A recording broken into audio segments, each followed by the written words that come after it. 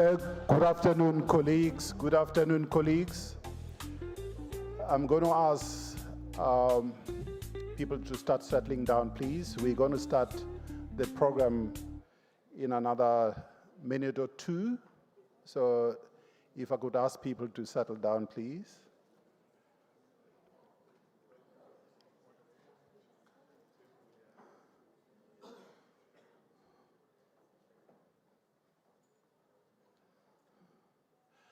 Just as we are settling down, just to make sure that we are all safe, I'm going to ask the hotel dean to just come and just give us a safety and security briefing. Over to you, Dean. Good afternoon, everyone. Welcome to the West End. Please, if there is any emergency, please stay calm. We have emergency exits at the back. We have emergency exits on the sides and front. The announcement will be made via the PA system. We do not have any fire drills or exercises scheduled today at all. We do have first aiders and fire marshals. Once you evacuate, please follow the instructions of fire marshals. They will direct you to the nearest assembly point. Your assembly point is under the bridge as you go out the building. To the left, the second bridge, there is a fire marshal that will wait there for you and gather. Anything else, you've got the toilets on the outside, and that's it. But everything will be announced via the PA system. Thank you. Thank you very much, Dean. We'll just wait a minute or so, just for, we have people who are still outside. So we'll just allow people to walk into the room, and then we'll get the show on the road. Thank you very much.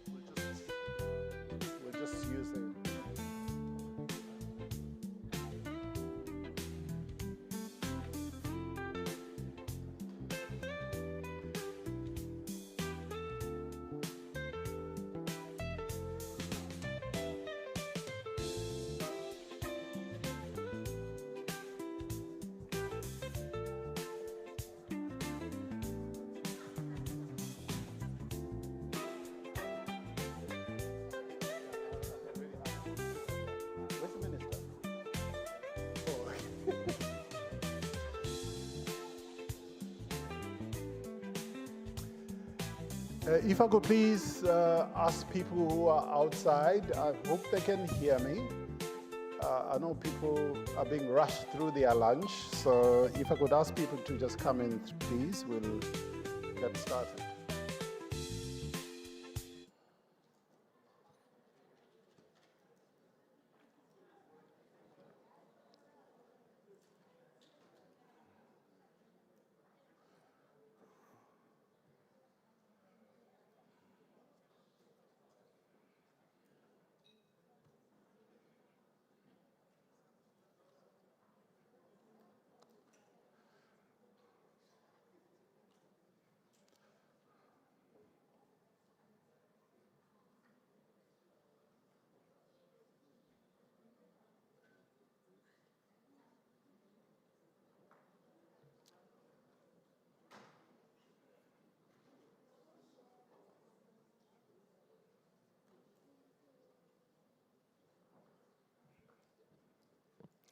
You know, normally in events, program directors often stand up and apologize for starting late.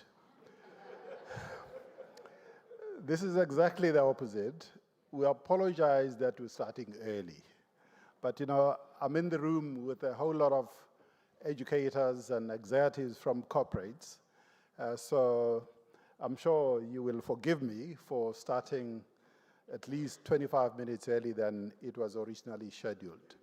My name is Siviwe. I am a school teacher, for those who know me. I spend a lot of time in classrooms these days. I am a qualified teacher. I see Ma'am Phuthi sort of looking at me with a little bit of being puzzled. I actually am a school teacher.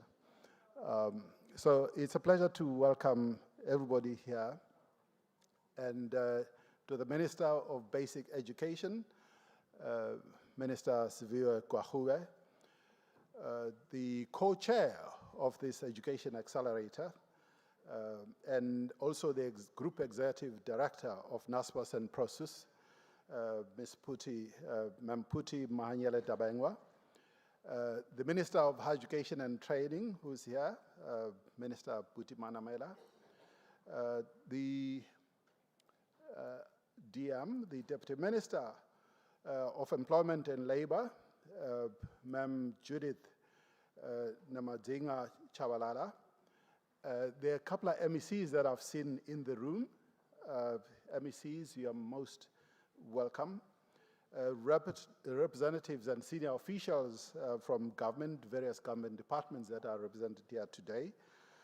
Partners from the World Economic Forum, you will see them later when they come up to the stage. They've come all the way from Geneva to be here, as well as some of the local representatives. Representatives of the Gates Foundation who are here, business partners, distinguished guests, ladies and gentlemen. It really is my honor to welcome you to the launch of the South African Education Accelerator program, which marks a really significant milestone in our progress in this democratic South Africa, because it's an important for a number of respects. And for me, particularly, and I'm really honored to play this role here, because I spend a lot of time these days with young people. As I said, I'm an educator, so I spend a lot of time in classrooms, but also spend a lot of time talking to young people who are not in the classrooms, who are not at work. So it is quite an important milestone where we want to strengthen the education system and ensure that every child has the opportunity to build a strong foundation for a successful life and lifelong learning. Before we begin, I'm going to just go through a couple of house rules. So we've already gotten our security briefing, and I just want to say the staff here at the West End are ready to direct you to where the bathrooms are outside, so in case you need help in that regard. You will, when you drove in, for those who did drive in, who didn't use Ubers or other modes of transportation, you know, have gotten your parking ticket. From 4 o'clock, parking will be free. But if you leave before 4 o'clock, then unfortunately you have to pay for your parking. You'll see when you go outside, there'll be videos that are being screened, particularly, which have exhibits and record initiatives of a similar nature, because this initiative, this Education Accelerator program, which we are launching here today, is not just unique to South Africa. It has been launched in other countries. So you'll be able to just experience a little bit of that outside. And I just want to start off as we begin by talking about the key areas of focus that we have here today. And today really marks an important day where, as a country, this is about a national commitment to reimagine how we prepare our learners and our young people for a world that demands particularly foundational mastery. And I just want to thank and congratulate the Minister Gwarube, who has directed the strategy, particularly of the Department of Basic Education, to foundational learning, which includes addressing issues that our children have challenges when it comes to reading.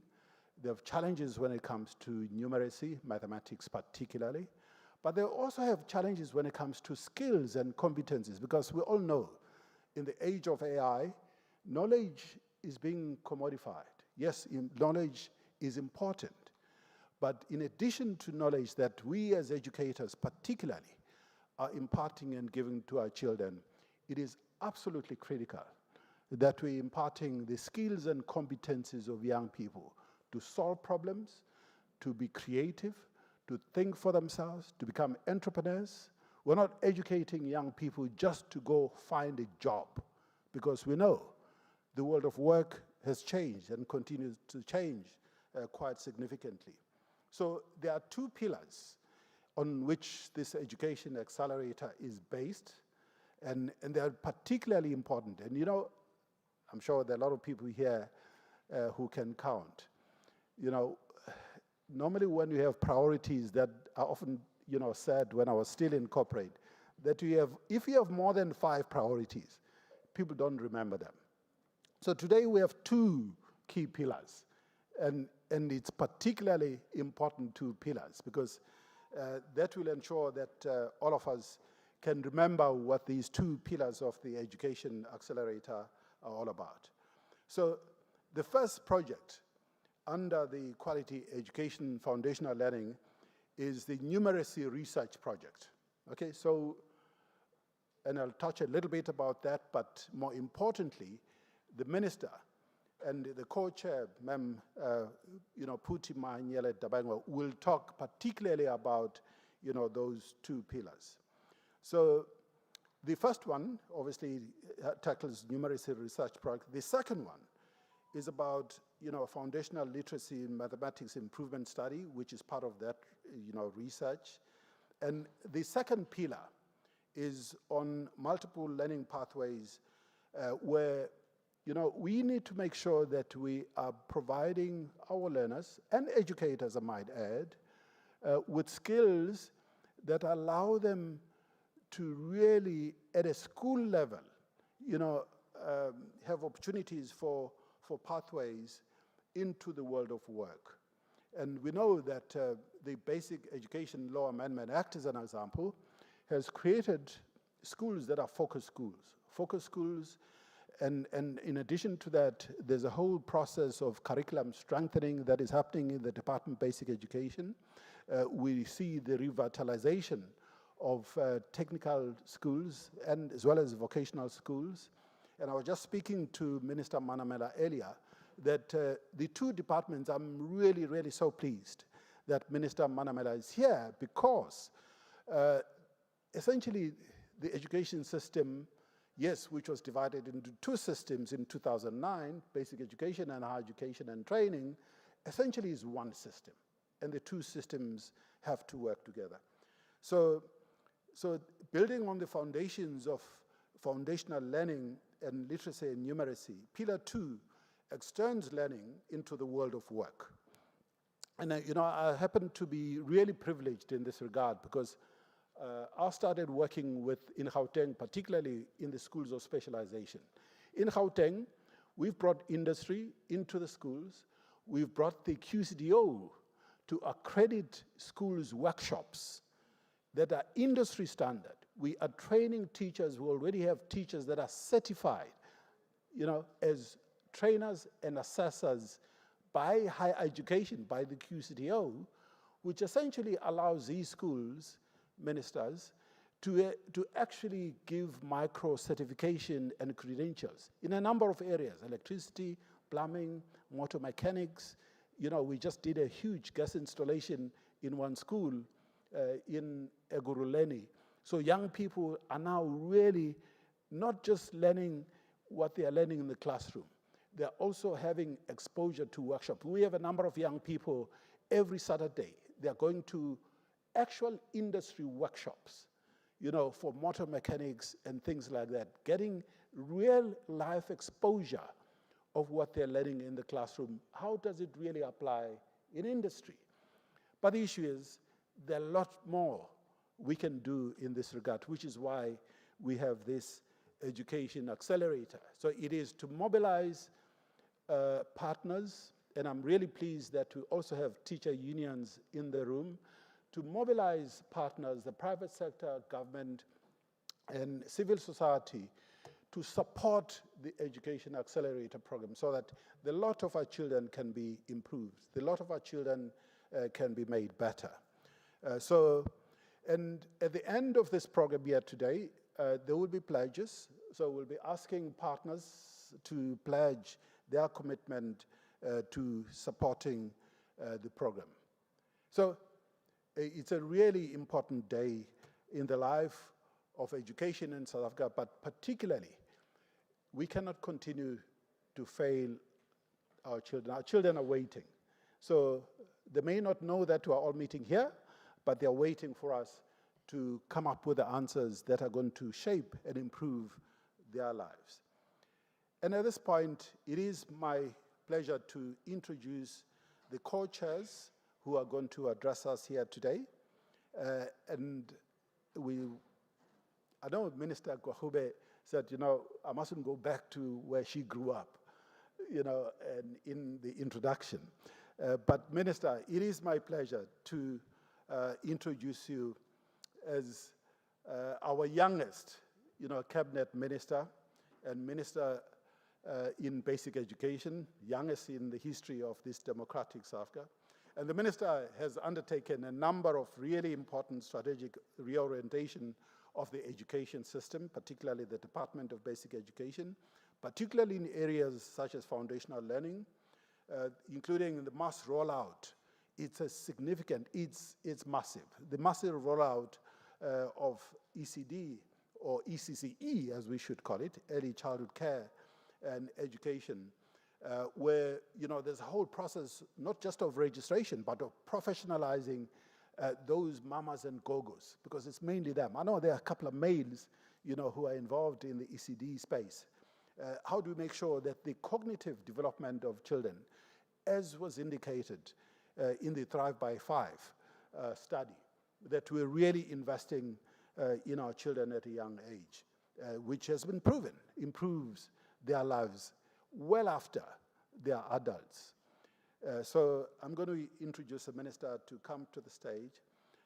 And immediately after the minister, we'll have Phuthi Mahanyele-Dabengwa, who is the executive director, not just of Naspers. We know Naspers in this country, but a lot of us may not necessarily know Prosus. So Prosus is the international arm, which is actually a global company.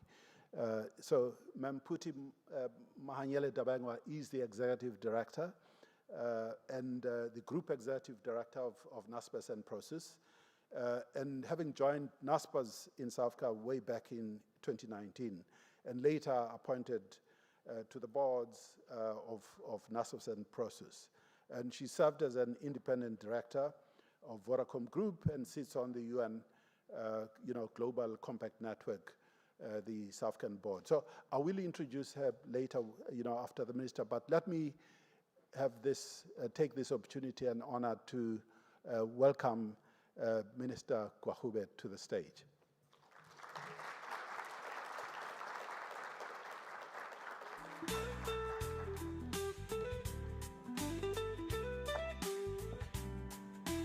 Thank you, Dr. Masana. I did ask him that he shouldn't start off by saying from the dusty streets of the Eastern Cape and taking another 20 minutes to trace my journey from Kwamdingi to Parliament. So thank you.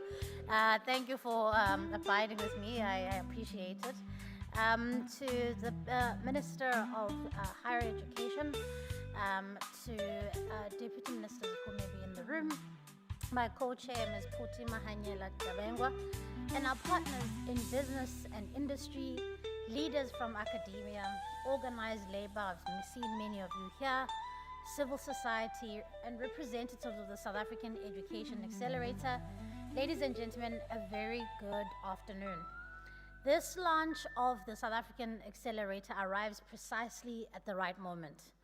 Africa stands at the edge of a profound demographic transition. By 2050, 1 in every 4 people on Earth will be African. And by the end of this century, Africa will be home to the largest working age population in human history. The engineers, the coders, the scientists, the entrepreneurs, the artisans, the nurses and teachers and innovators of the next century are sitting in African classrooms today. A youthful population can both become a dividend or a disaster. And the only difference there is education. And so the defining question is, will Africa educate its youth fast enough, deeply enough, and equitably enough to unlock this moment? And the answer lies in the first years of learning. In whether a child can read for meaning, whether a child can work confidently with numbers, and whether a child has the confidence to learn, to adapt, to create, and to progress. The future does not begin when a person enters the labor market. The future begins when a child learns to read, to count, to reason, and to dream. Because today is about building a coalition between business, government, society, one of capable of preparing an African generation for work, citizenship, and innovation. Before we speak about systems and skills and markets and partnerships, let's begin where reform must begin, which is with the child. And let me tell you the story of 2 10-year-olds, and those who are in the education space have heard this many, many times. The first child is Lindiwe. She attended an early child development center. She was read to from the age of 2, exposed to books at home, supported by trained ECD practitioners who could identify learning gaps early. By age 10, she reads fluently with understanding, she solves mathematics problems confidently, she asks questions, she experiments, she dreams boldly about becoming an engineer one day. The second child is Nelson, just as bright, just as curious, just as deserving. But Nelson did not have access to a quality ECD. When he was supposed to start his first formal lesson, his teacher had to teach him how to hold a pencil. He encounters structured literacy for the first time when he enters the school gates in grade 1. He struggles to read for meaning in foundation phase. By age 10, he cannot yet fully engage with mathematics concepts because the language of learning itself remains a barrier. Slowly, confidence gives way to frustration. The curriculum moves ahead, Nelson falls behind. And those losses compound. He's still expected to take on gateway subjects like mathematics, science, accounting, engineering, AI, and green economy skills. These 2 children will experience Africa's demographic transition very differently. Lindiwe will experience opportunity and participate in the modern economy. Nelson risks exclusion and disconnection from it entirely. This is why foundational learning matters so profoundly. It is not one priority among many. It is the priority that makes every other priority possible. AI, coding, advanced manufacturing, green energy, entrepreneurship, technical education, vocational training, all rest on one foundation. A child who can read, who can reason, who can calculate, who can communicate, and who can keep on learning. A child who reads with understanding can teach herself new knowledge. A child who understands numbers begins to understand patterns and problems. And a child who gains confidence in early begins to see the future. So foundational numeracy is not simply about numbers in the early grades. It is the beginning of South Africa's mathematics and STEM pipeline and of the technical, digital, scientific pathways our young people must enter. A child who loses confidence in numbers at 7 may never choose mathematics at 15.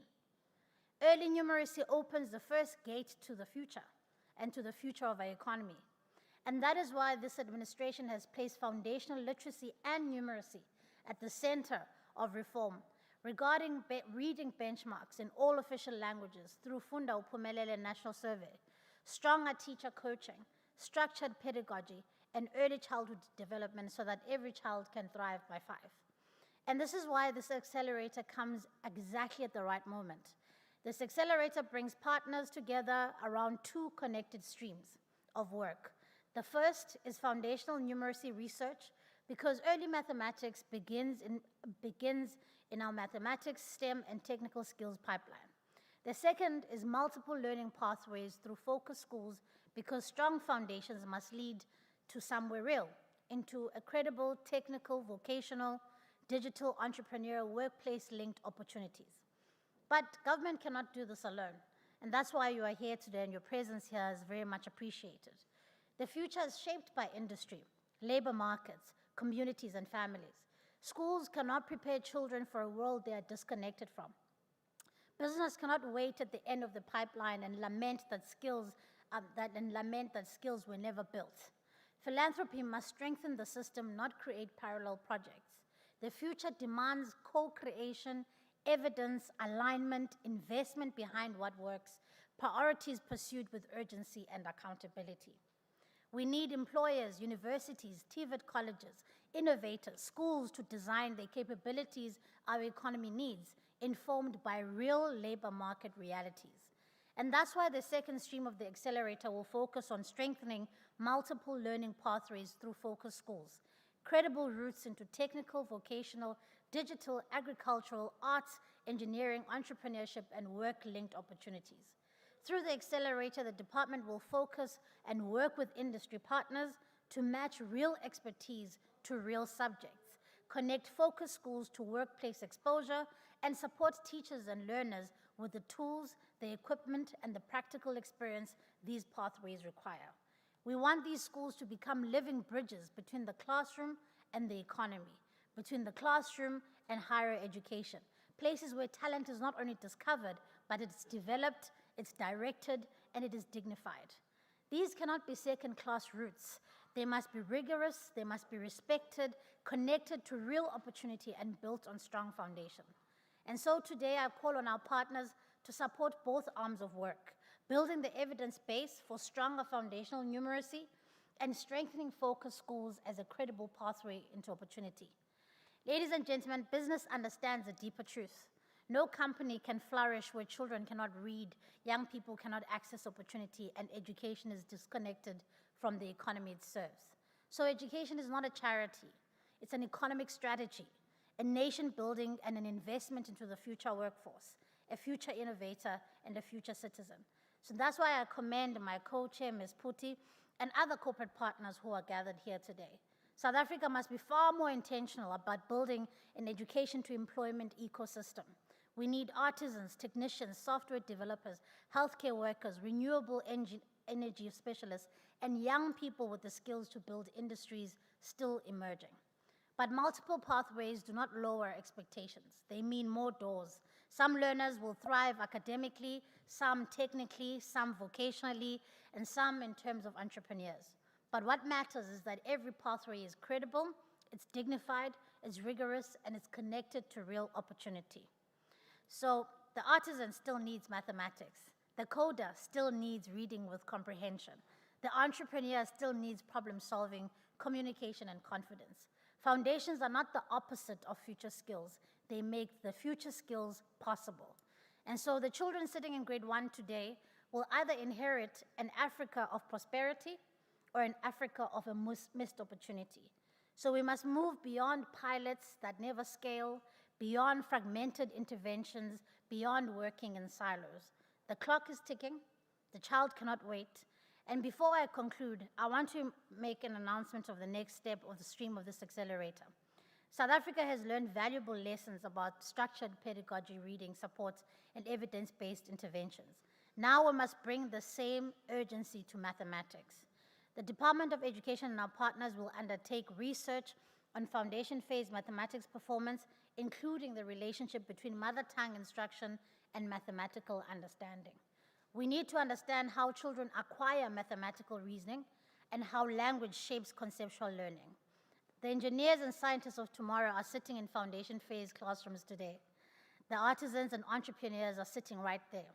So our task is to make these foundations strong for Lindiwe, for Nelson, and every child whose future should not be determined by the circumstances that they are born in. And that foundational learning will sit at the reform of our agenda. Thus, the government, business, and society will act with shared purpose. Together we can build strong foundations, we can open real pathways, and together we can ensure that children like Lindiwe and Nelson can both thrive. Together we must build strong foundations for strong futures. Thank you very much.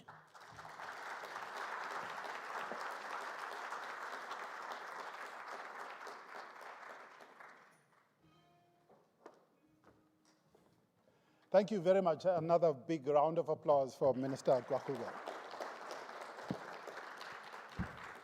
Yeah, ladies and gentlemen, if that wasn't clear, then maybe it's because, I don't know, it's lunch. But the message from Minister Gwarube was absolutely on point. We can no longer continue to work in silos. We have to hold hands, work together. And it is my privilege and honor to now introduce and welcome Ma'am Phuthi Mahanyele-Dabengwa. As I indicated earlier, she's the executive director, an absolute powerhouse of group executive director of Naspers and Prosus.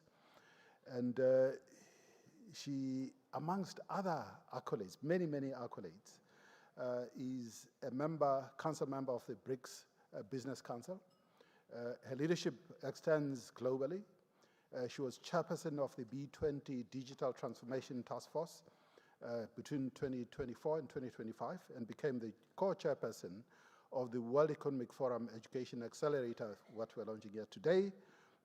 She became a co-chair in 2026, and her accolades include, you know, being Fortune magazine's most powerful women international for 2020, CNBC Africa Women of the Year in 2019, and Forbes Africa Business Women of the Year in 2014. So it's my honor and privilege to welcome a very old friend, Ma'am Phuthi Mahanyele-Dabengwa.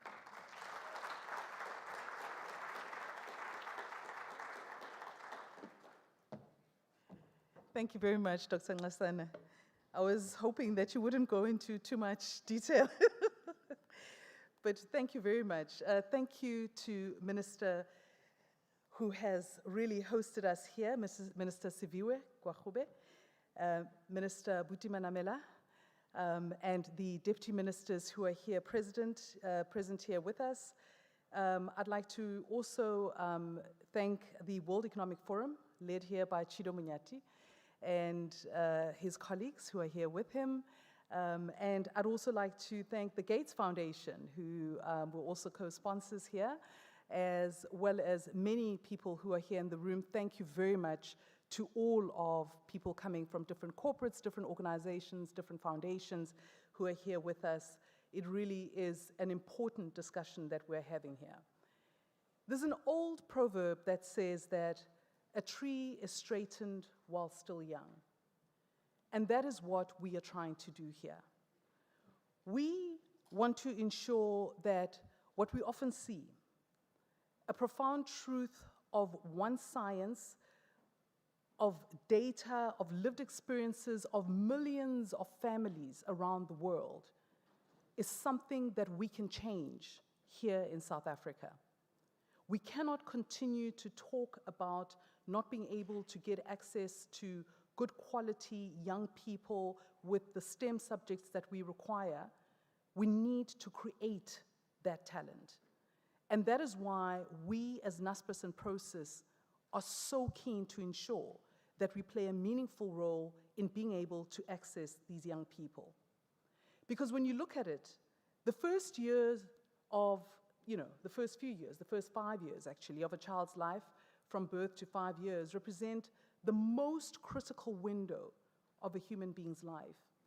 And so the important thing here is that we know that the brain forms millions of new neurons every single second. And we need to ensure that children are being able to actually develop during that period. It is in those years that language is absorbed, that curiosity is sparked, that confidence is developed. And we need to ensure that we are creating the landscape for that. So when we invest in foundational education, we're not simply teaching children how to read and write, but we're ensuring that we are raising leaders who can create a very different future for this country and many other countries. Because if we don't, we carry the cost as society. We carry the cost in lost productivity, in deepened inequality, something that we cannot afford. We need to deal with this issue of inequality, and it starts right there. I'd like to thank you, Minister Gwarube, for the work that you and your team are doing, because you are showing that in placing foundational learning and long-term, deep-rooted reform at the center of South Africa's education agenda, you're ensuring that we are creating a different future for South Africa. And so it is important, this work that we are doing here.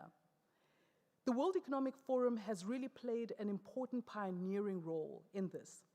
And we've seen measurable impact in countries such as Bangladesh, Pakistan, Georgia, Latvia, and others, where they have ensured that we bring this education accelerator and are making significant differences. We need to create that here in South Africa too. Naspers and Prosus are one of the world's largest technology leaders, and we are operating in over 80 markets, and we reach over 2 billion consumers around the world. And for us, our focus is on building AI-enabled ecosystems in all of the different areas that we work in, whether it's in food delivery or it is in different parts of our businesses that we work in.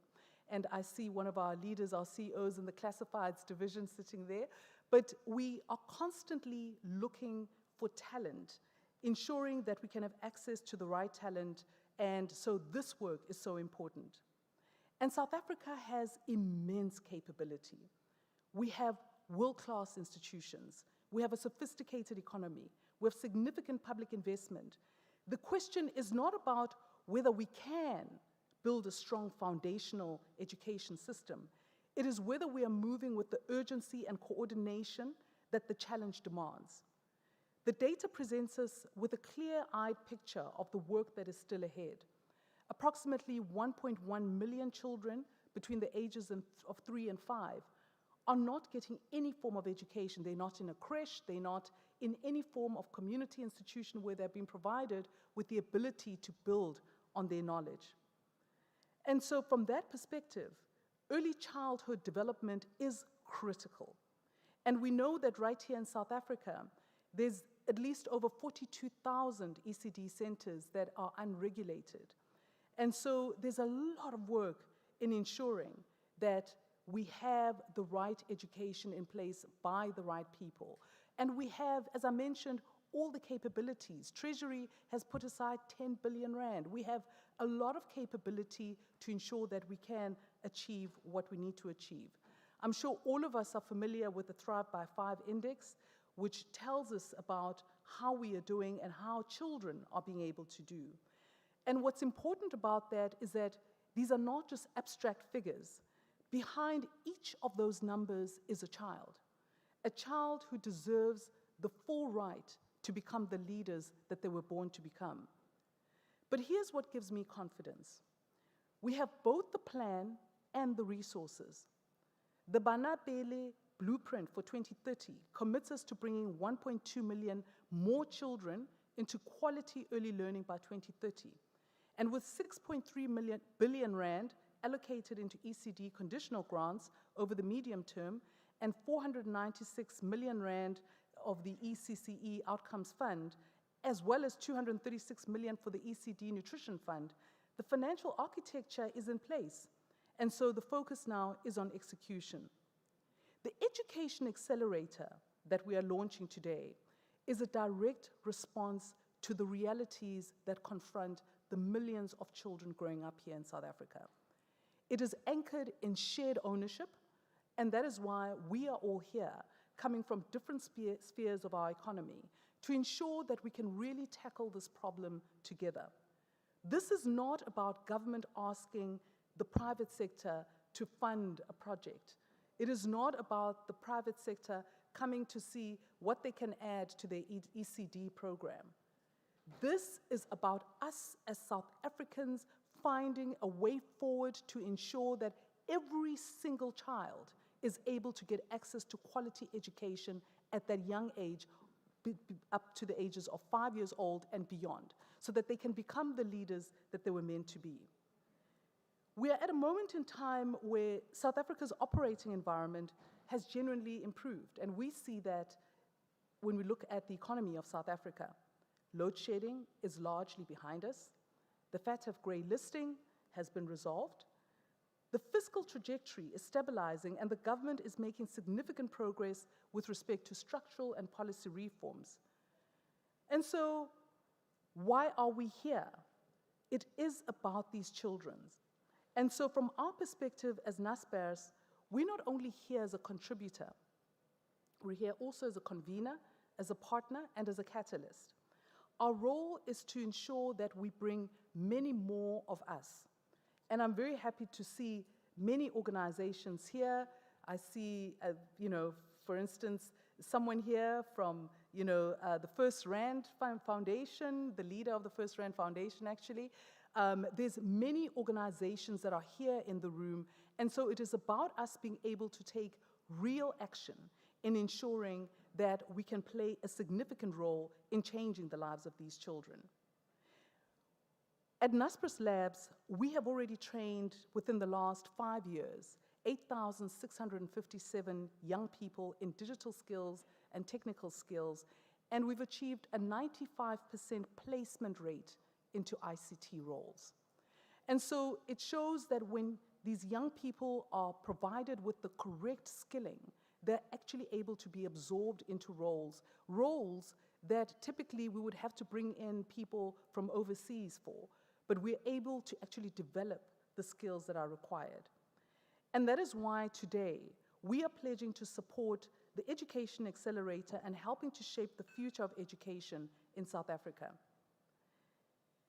So our pledge today is built on 3 interconnected priorities that we believe are both the most urgent and the most consequential.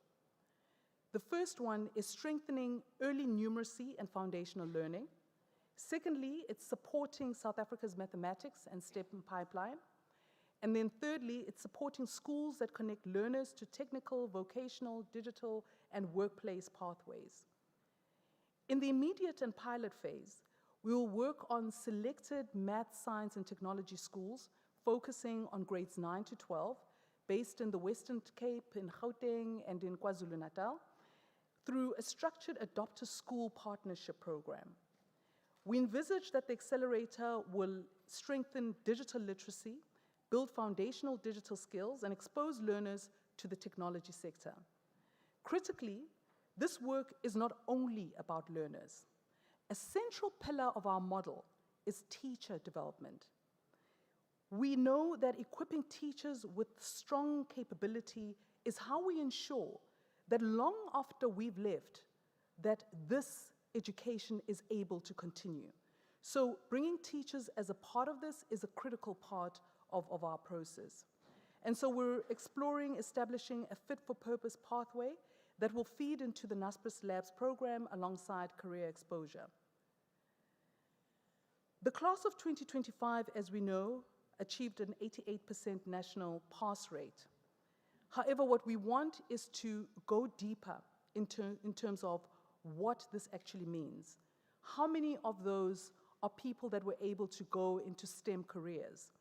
And so, from our perspective, we want to increase the number of people that have access to maths literacy in terms of maths education, real mathematics, not maths lit, but real mathematics, and to ensure that we're able to have young people passing higher grade mathematics, science subjects, so that we are able to provide them with access to further education so that they're able to play a meaningful role in this world that we live in. And today we know that we're living in a world where AI is the foundational basis for many of our businesses across industries. And as we look at the AI agents that we're developing, all of the different models that we're working on, it is on the presumption of us having human beings who are even more qualified. So when people are afraid of AI, the reality is that AI doesn't get rid of professionals that are required. All that it does require is that we have continuous education.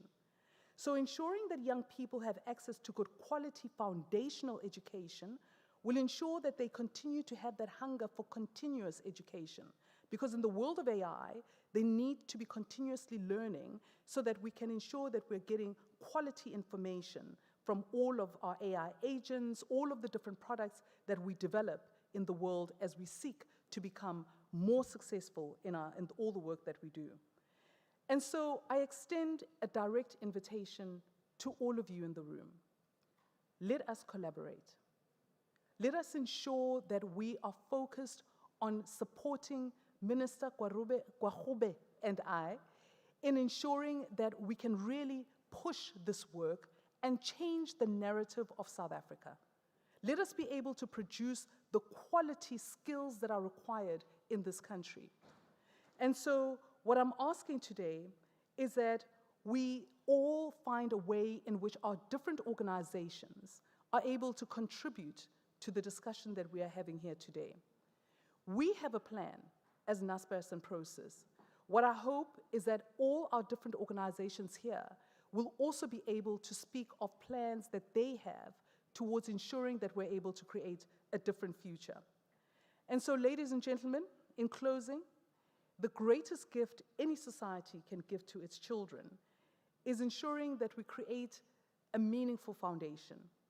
A foundation that is solid, a foundation of confidence, a foundation of literacy, a foundation of numeracy, a foundation of unshakable belief that learning belongs to every child.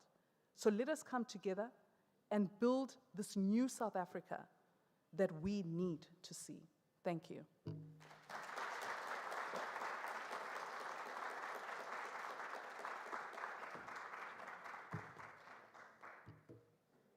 Wow, another big round of applause for Mme Phuthi. So the co-chairs, the Minister Gwarube and Mme Phuthi, Mahanyele-Dabengwa, have delivered not just a program, they've delivered with vision and clarity a movement which is going to see our nation really start to fundamentally address the issues of unemployment, the issues of the relevance of the education system, and particularly bringing partners and stakeholders together to address the issue. And I must say, Mme Phuthi, that yes, of course, it's always wonderful to see people like Kone Gugushe in the room. There are organizations, many organizations, including First Rand and the First Job and others who are here, who are doing amazing work. And I think, you know, the tens of thousands of young people that Naspers and Prosus has trained with a 95% placement rate, I think that deserves another big round of applause.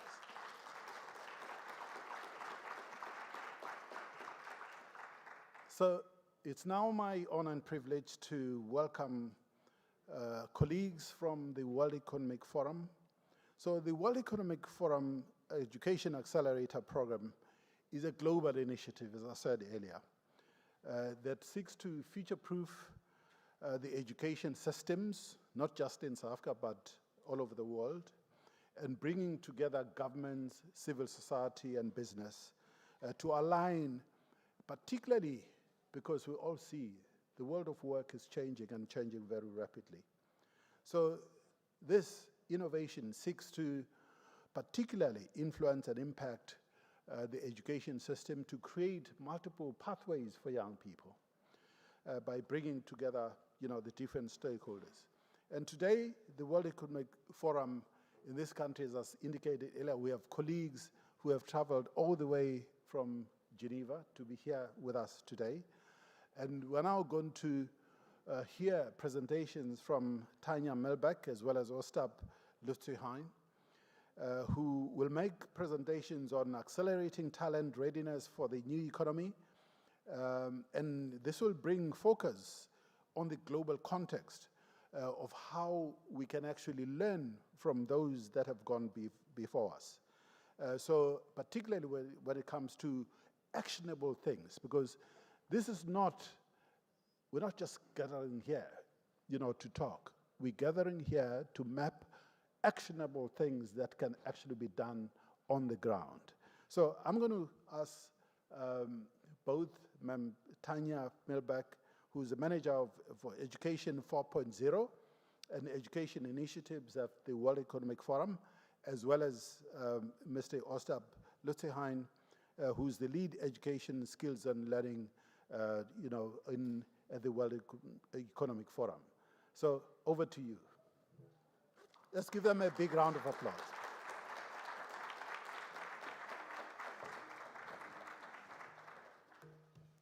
Thank you so much for that warm welcome.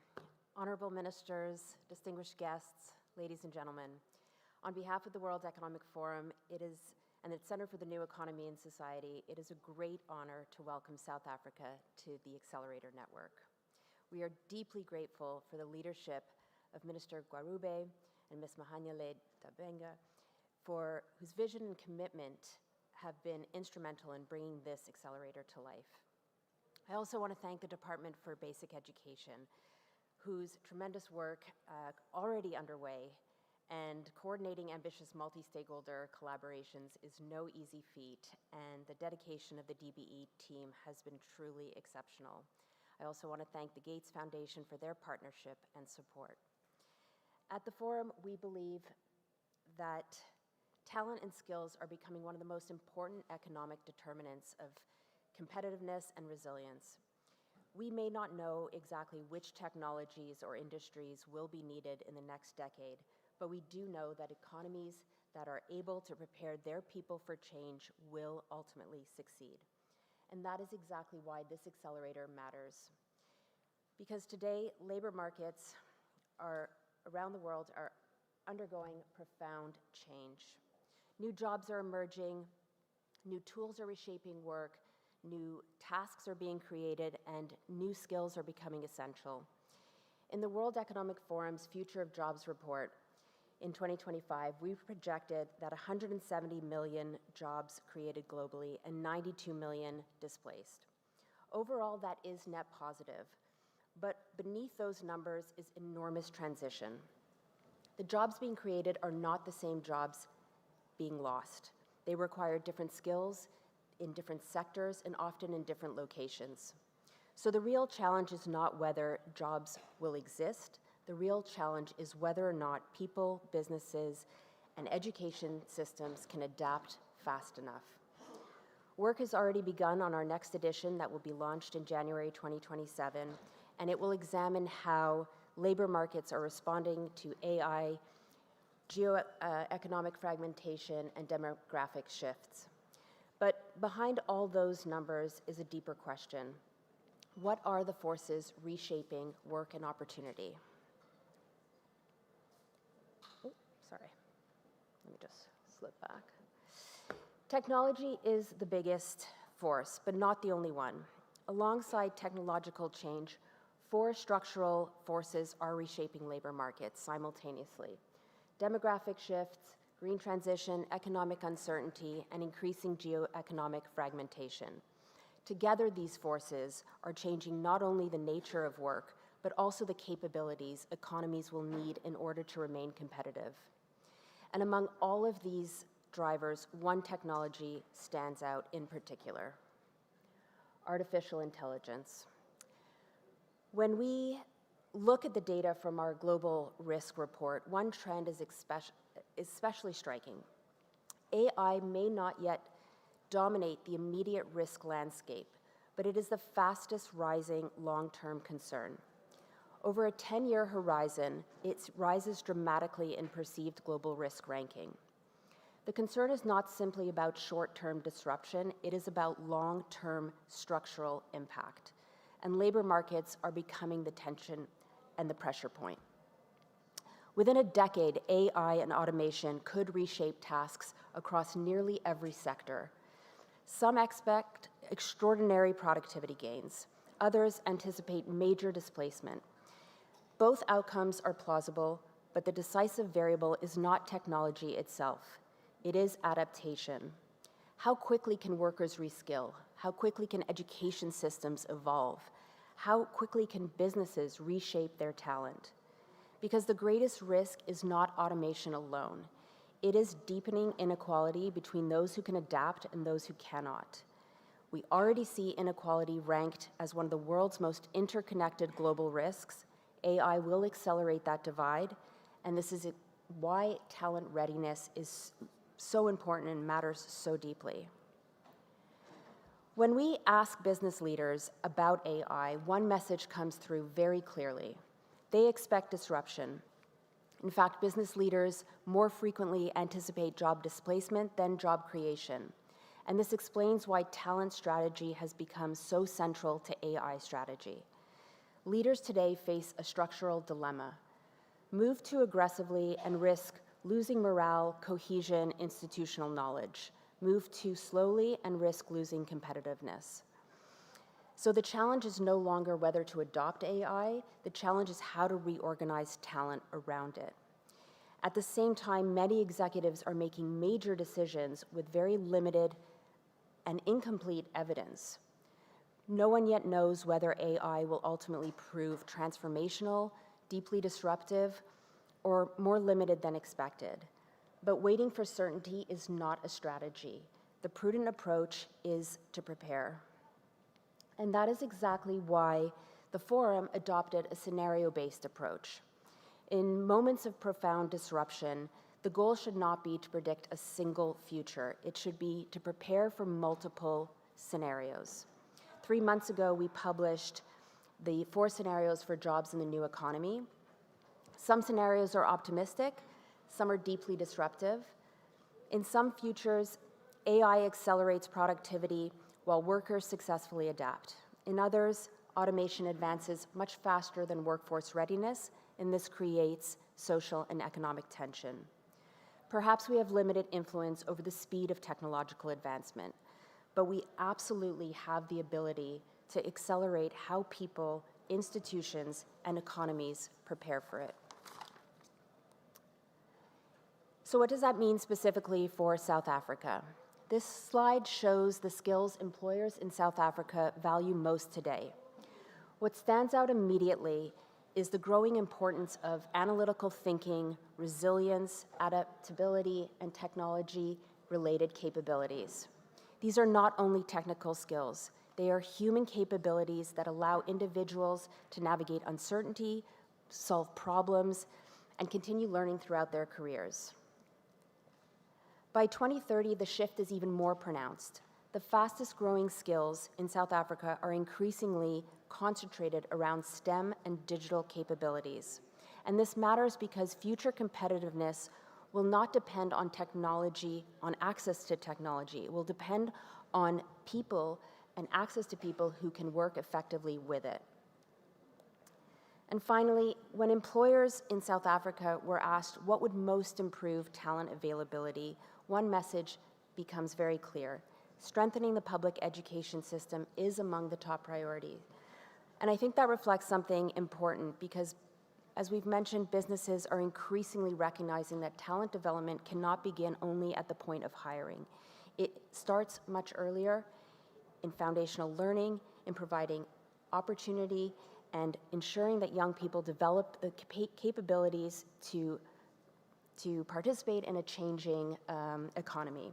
So this is not only an education challenge, this is a economic competitiveness challenge, and it's precisely where public-private collaboration is essential. So with that, I will pass the floor to my colleague Ostap to walk us through the Accelerator's action plan and how we can work all together on this important initiative. Thank you.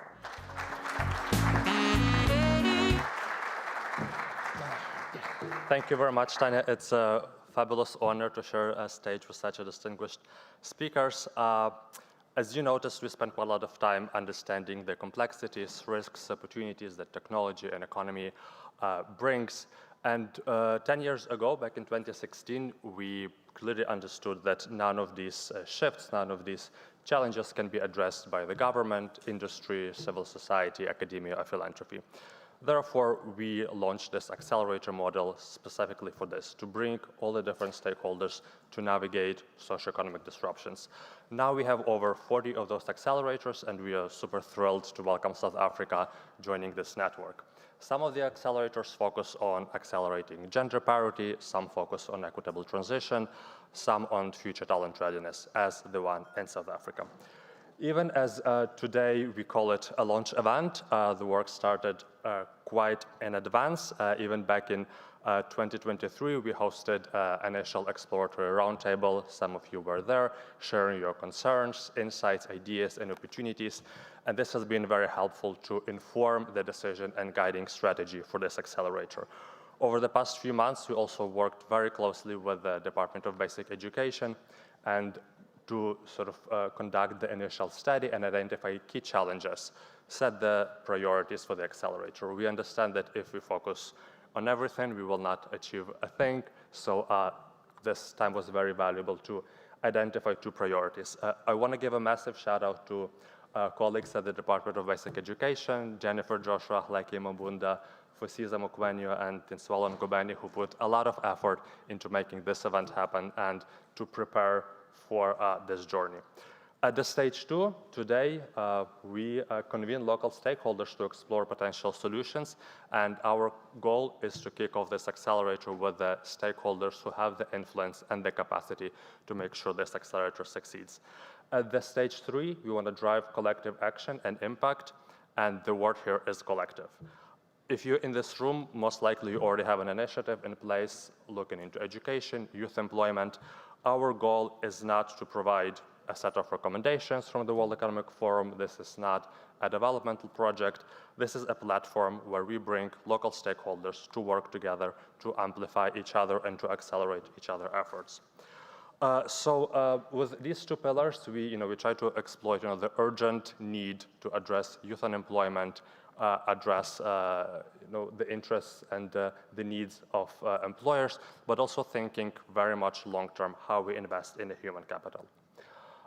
First, looking into multiple learning pathways, we've identified that youth unemployment is quite a significant challenge, but it's an issue that cannot be fixed overnight. Still, we want to make sure that we accelerate this at least on a talent supply side.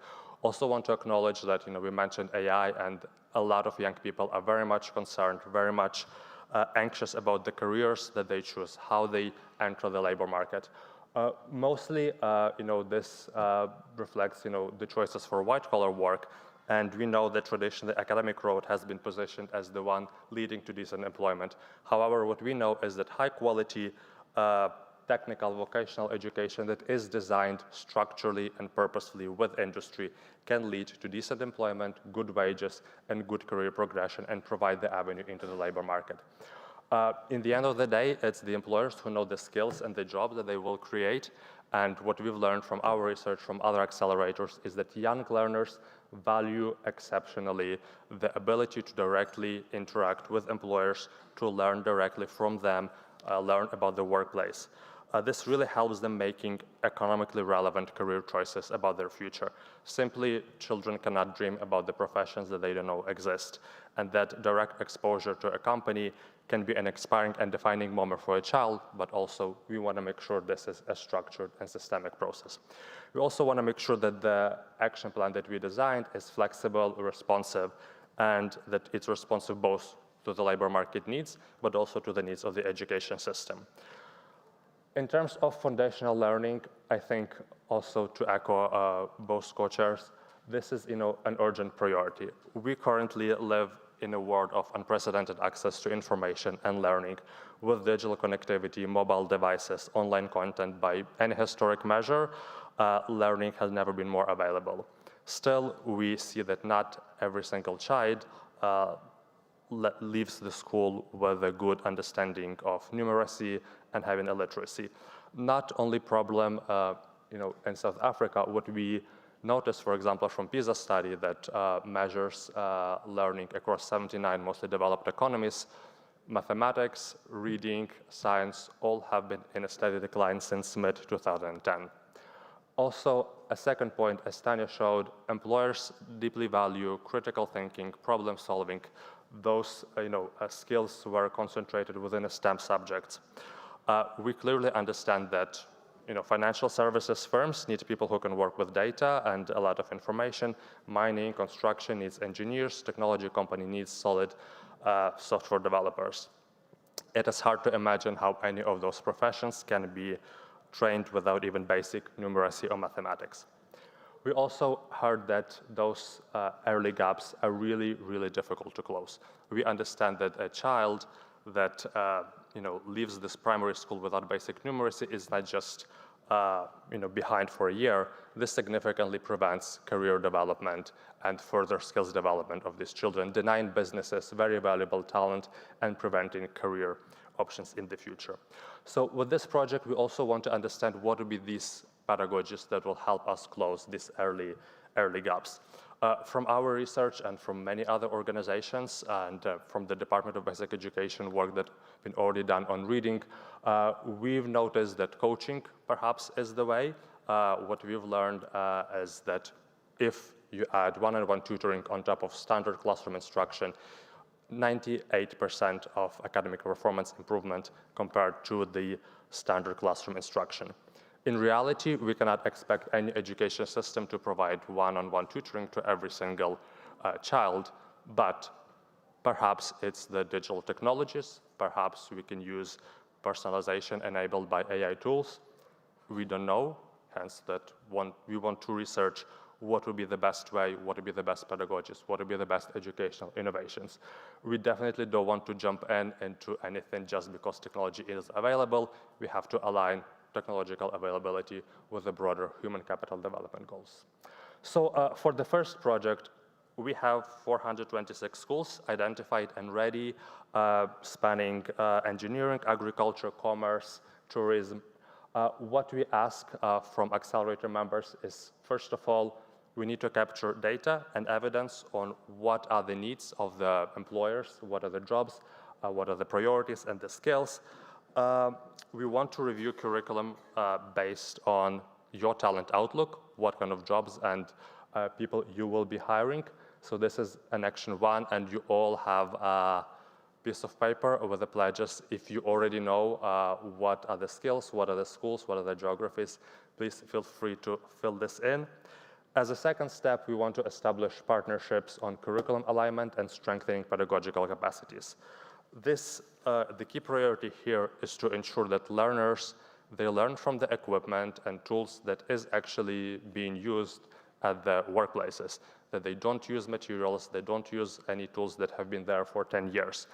We want to ensure that the teachers, they know what is happening at the workplace, that there is a direct exposure, that they train with relevant tools, software, and materials.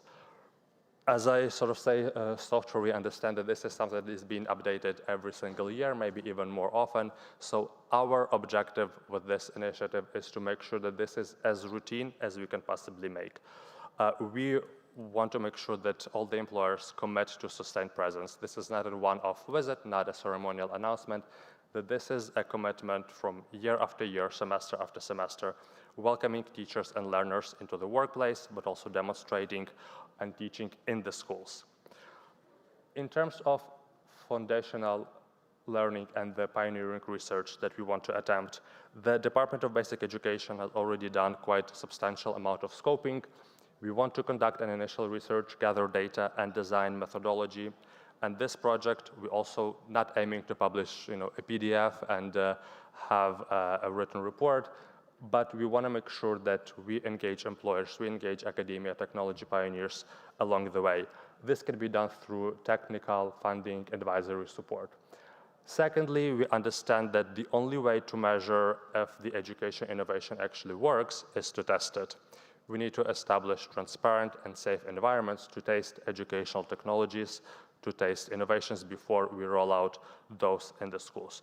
So we will be looking into perhaps AI-enabled personalized solutions, perhaps any other technologies that are available on the market, and we invite also technology pioneers and innovators to work with us. And then thirdly, we want to make sure that we develop clear benchmarks for grade 1 to 3 numeracy. We develop the standards, training materials, recommendations that can be rolled out across South Africa. And we want to make sure that we capture technical input and feedback from employers, making sure that this is part of lifelong learning journey. With the numeracy project, I want to just emphasize that this is not important only for South Africa, as we see a rigorous evidence-based model for early numeracy that developed with local learners, local teachers, local contexts, local employers is so needed across many countries in the Global South as they navigate how they would close their learning gaps and adapt to the new AI-driven economy. So we hope that South Africa will be able to share a lot of this knowledge with many other countries. In terms of timeline, I know I'm a bit also pressed on time, but the project is expected to run until 2030, and it is an accelerator, and we still sort of want to make sure that we act fast. Therefore, the first initiatives within the multiple learning pathways, we hope to identify even by the 15th of June. Again, please make sure that you fill in the forms. We want to make sure that we start piloting by the end of this year, and with the foundational learning and numeracy project, we want to start piloting by mid next year. If you see the bubble in the middle, this will be our midpoint check-in to review the impact and the progress that we have made. This will be the moment when the World Economic Forum will be hosting our global meeting here in South Africa, welcoming many global leaders, industry leaders, businesses here, and we hope to share some of the knowledge and some of the impact that we have achieved. So in terms of how we're going to organize this public-private collaboration, we already benefit a lot from a leadership and vision of both of our co-chairs, and we're very much looking forward to continuation of their guidance and the ideas that they have for this accelerator. The operational excellence is placed within the Department of Basic Education, and the implementation and the commitment of the accelerator, it is up to 50 to 100 members across business, civil society, academia, and other representatives. I see we already have more than 100 people in the room, so it's a great kickoff of the accelerator. So with this, the governance structure is in place. The analysis and planning is complete. We've identified 426 schools. The research agenda is set. For now, we're just looking forward to build this committed community to deliver on the ambitious agenda. Thank you very much.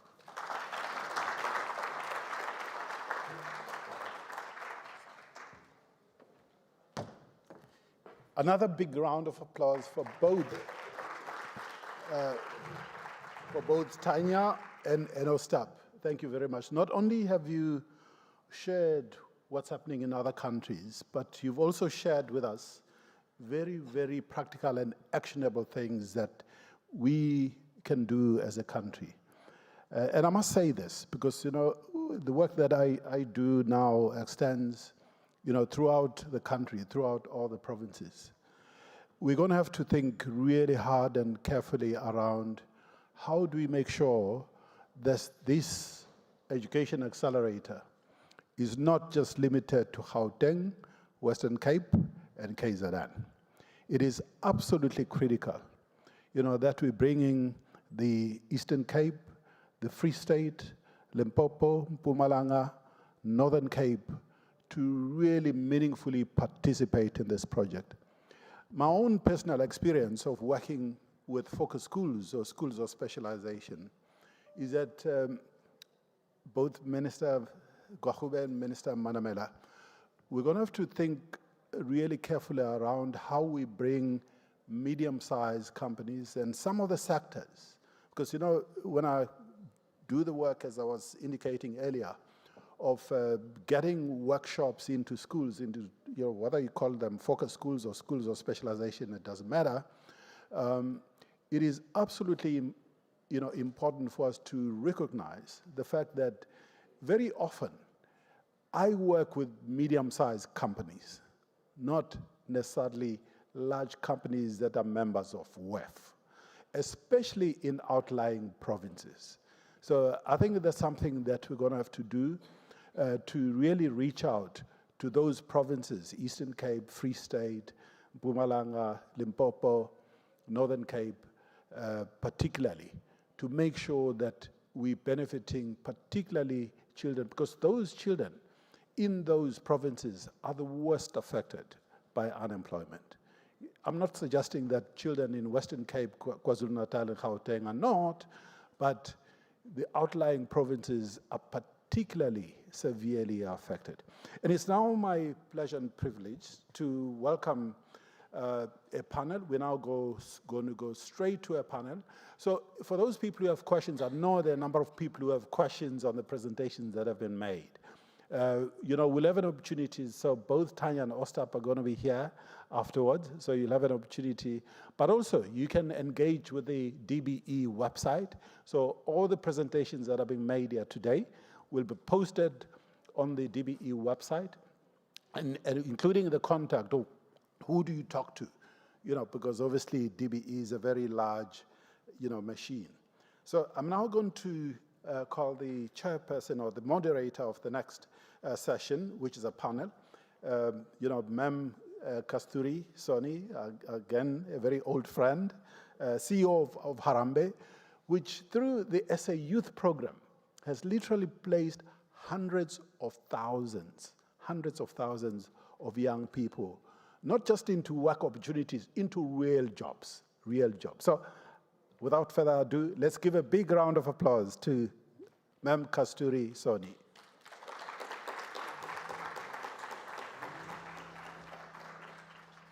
And I'm going to ask the technical team at the back. Oh, they've got the mics here already. Okay, super. Thank you. Good afternoon. Doesn't sound like it's working. It is. Good afternoon, distinguished ministers, business leaders, partners, colleagues, and guests. It is indeed a huge honor and privilege to have the opportunity to engage in a conversation with such an esteemed panel. Let me start by welcoming and acknowledging our distinguished panelists, and perhaps you can come on stage to save time as I call you out. Honorable Minister of Basic Education, Ms. Siviwe Gwarube. Honorable Minister of Higher Education and Training, Mr. Phuthi Manamela. Deputy Minister of Employment and Labor, Ms. Judith Nemagzinga Shabalala. Director for Africa World Economic Forum, Mr. Chido Monyute. Director of Transformation and Naspers Labs at Naspers, Ms. Ashika Kirpal. Senior Program Officer, Gates Foundation, Dr. Nick Spall. Acting Director for Education and Related Departments, National Treasury, Mr. Spencer Janari.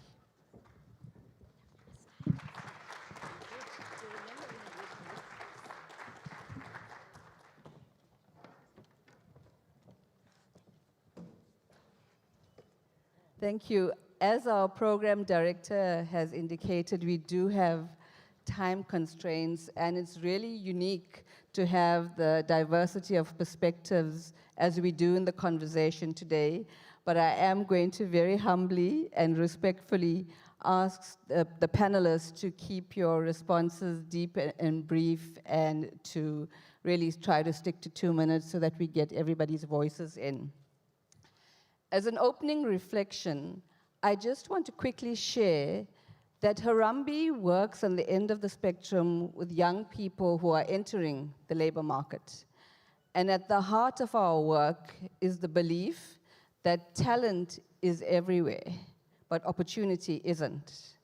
And as program director indicated, Harambee has built and operates the SA Youth Pathways Network, which is intentionally designed to meet young people where they're at and to signal their capability and potential to enable their transitions from learning into earning. And very often we get asked the question, what about the role of the education system? So today is very exciting and inspiring for me. The launch of the SA Education Accelerator is a momentous occasion and indeed a defining moment in our country for the future of our nation. Minister Gwarube has very kindly said to me that I can limit her inputs and combine her questions because we have heard from her to give the others a chance to speak. I think we heard from you very compelling your strategic priorities around the 2 pillars in terms of foundational learning as well as multiple pathways into learning.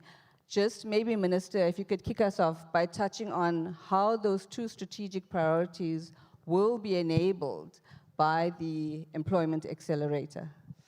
Thank you very much. And yes, please, I would love to hear from my colleagues because I want them to come on board and be co-creators in this process. As I indicated, I think earlier, is that I think there's a false dichotomy that when you invest in skills, somehow you have to abandon the notion of foundational learning. We saw in one of the slides in the presentations that analytical thinking is still very much high up there in terms of what the job market requires. And so actually, if you neglect the foundations of learning, you shut the doors to opportunity for skills. And even with technology advancing the way that it is, ultimately, those children who can't read, who can't reason, will be locked out of opportunity in any case. So that's how I think, for me, this accelerator is very important. Thank you, deep and brief, much appreciated. I think, Minister, you've also called very clearly for collaboration between public sector and private sector, and there's a clear role for private sector to play in building, like we say, the skills that the workforce needs. And so, Ashika, let me bring your voice in here.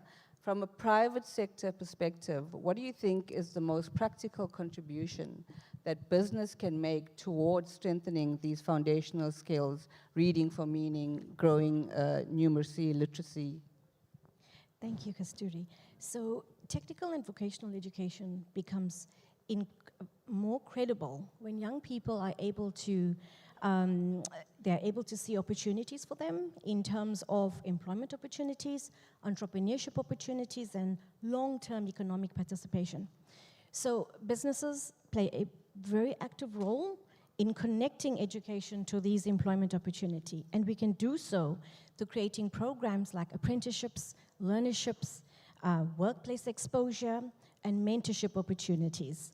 And if I may just quickly give you a practical example, I'd quickly like to talk about Naspers Labs. And for us, that's a great case study because the public-private partnership is incredibly important if we want long-lasting success and being able to set young people up, for access to these in-demand workplace opportunities and jobs. So at Naspers Labs, as our group executive director has mentioned, we've trained over 8,600 young people in in-demand digital skills and technical skills. And some of those work opportunities that they were able to access at the end of the training were things like software developers, cybersecurity specialists, data analytics, and so forth. And what makes this work is 100% the public-private partnership. The collaboration is incredibly important. We partner with other businesses and employers. We partner with academia to some extent. We partner with training providers to be able to design and develop a bespoke training program that gives them a very clear pathway from learning to earning, as you say. And I think, just to round up, I think that if we could use a model like that and replicate and scale, this is how we set everyone up for success. Thank you very much. I mean, you mentioned learnerships and apprenticeships, and those are obviously pathways in the workplace. Coming to you, Minister Mahanyele, I think we all know teachers play such an influential role in our learning and the foundations that they build for us. Can you please share some of your reflections on aligning the post-school system and the teacher training programs to these strategic priorities around strengthening foundational learning in numeracy and literacy? Look, I mean, so we are not just the recipients of learners who graduate from grade 12, but we also contribute in their graduation, and that's why we're working quite closely on the teaching of maths and science. We've actually put this as one of the priorities, and we want to work much more closely with basic education, science and innovation on science, technology, engineering and mathematics, with our specific focus being on investing in teacher training. And I think both our departments have been doing quite well, with regards to that. Thank you. I think the theme is very clear: the demand, supply, the linkages between the two, and the intersections. And that's a good segue to you, Deputy Minister, Employment and Labor. I mean, obviously, the market, real opportunities play a critical role in terms of solving the demand-supply mismatch. And so just your perspectives on how labor market intelligence can clearly link to the education system so that learners are better prepared for real opportunities and not just formal qualifications. And we are certainly very strong proponents of that, because it really is about paid experience, unpaid experience, formal, informal work experience. But how does all of that translate into signals of employability for the economy? And thank you so much, and good afternoon to yourself and everybody, and thank you, Minister Gwarube, Basic Education, for inviting us here. And I see the item really we're speaking about a South Africa Education Accelerator, and much of your discussion is mainly centered around employment. And we are that Department of Employment and Labor. So these two partners of mine, as we collaborate together, because it starts with them, until such that we are the ones who must ensure that the environment that we have, we're able to absorb.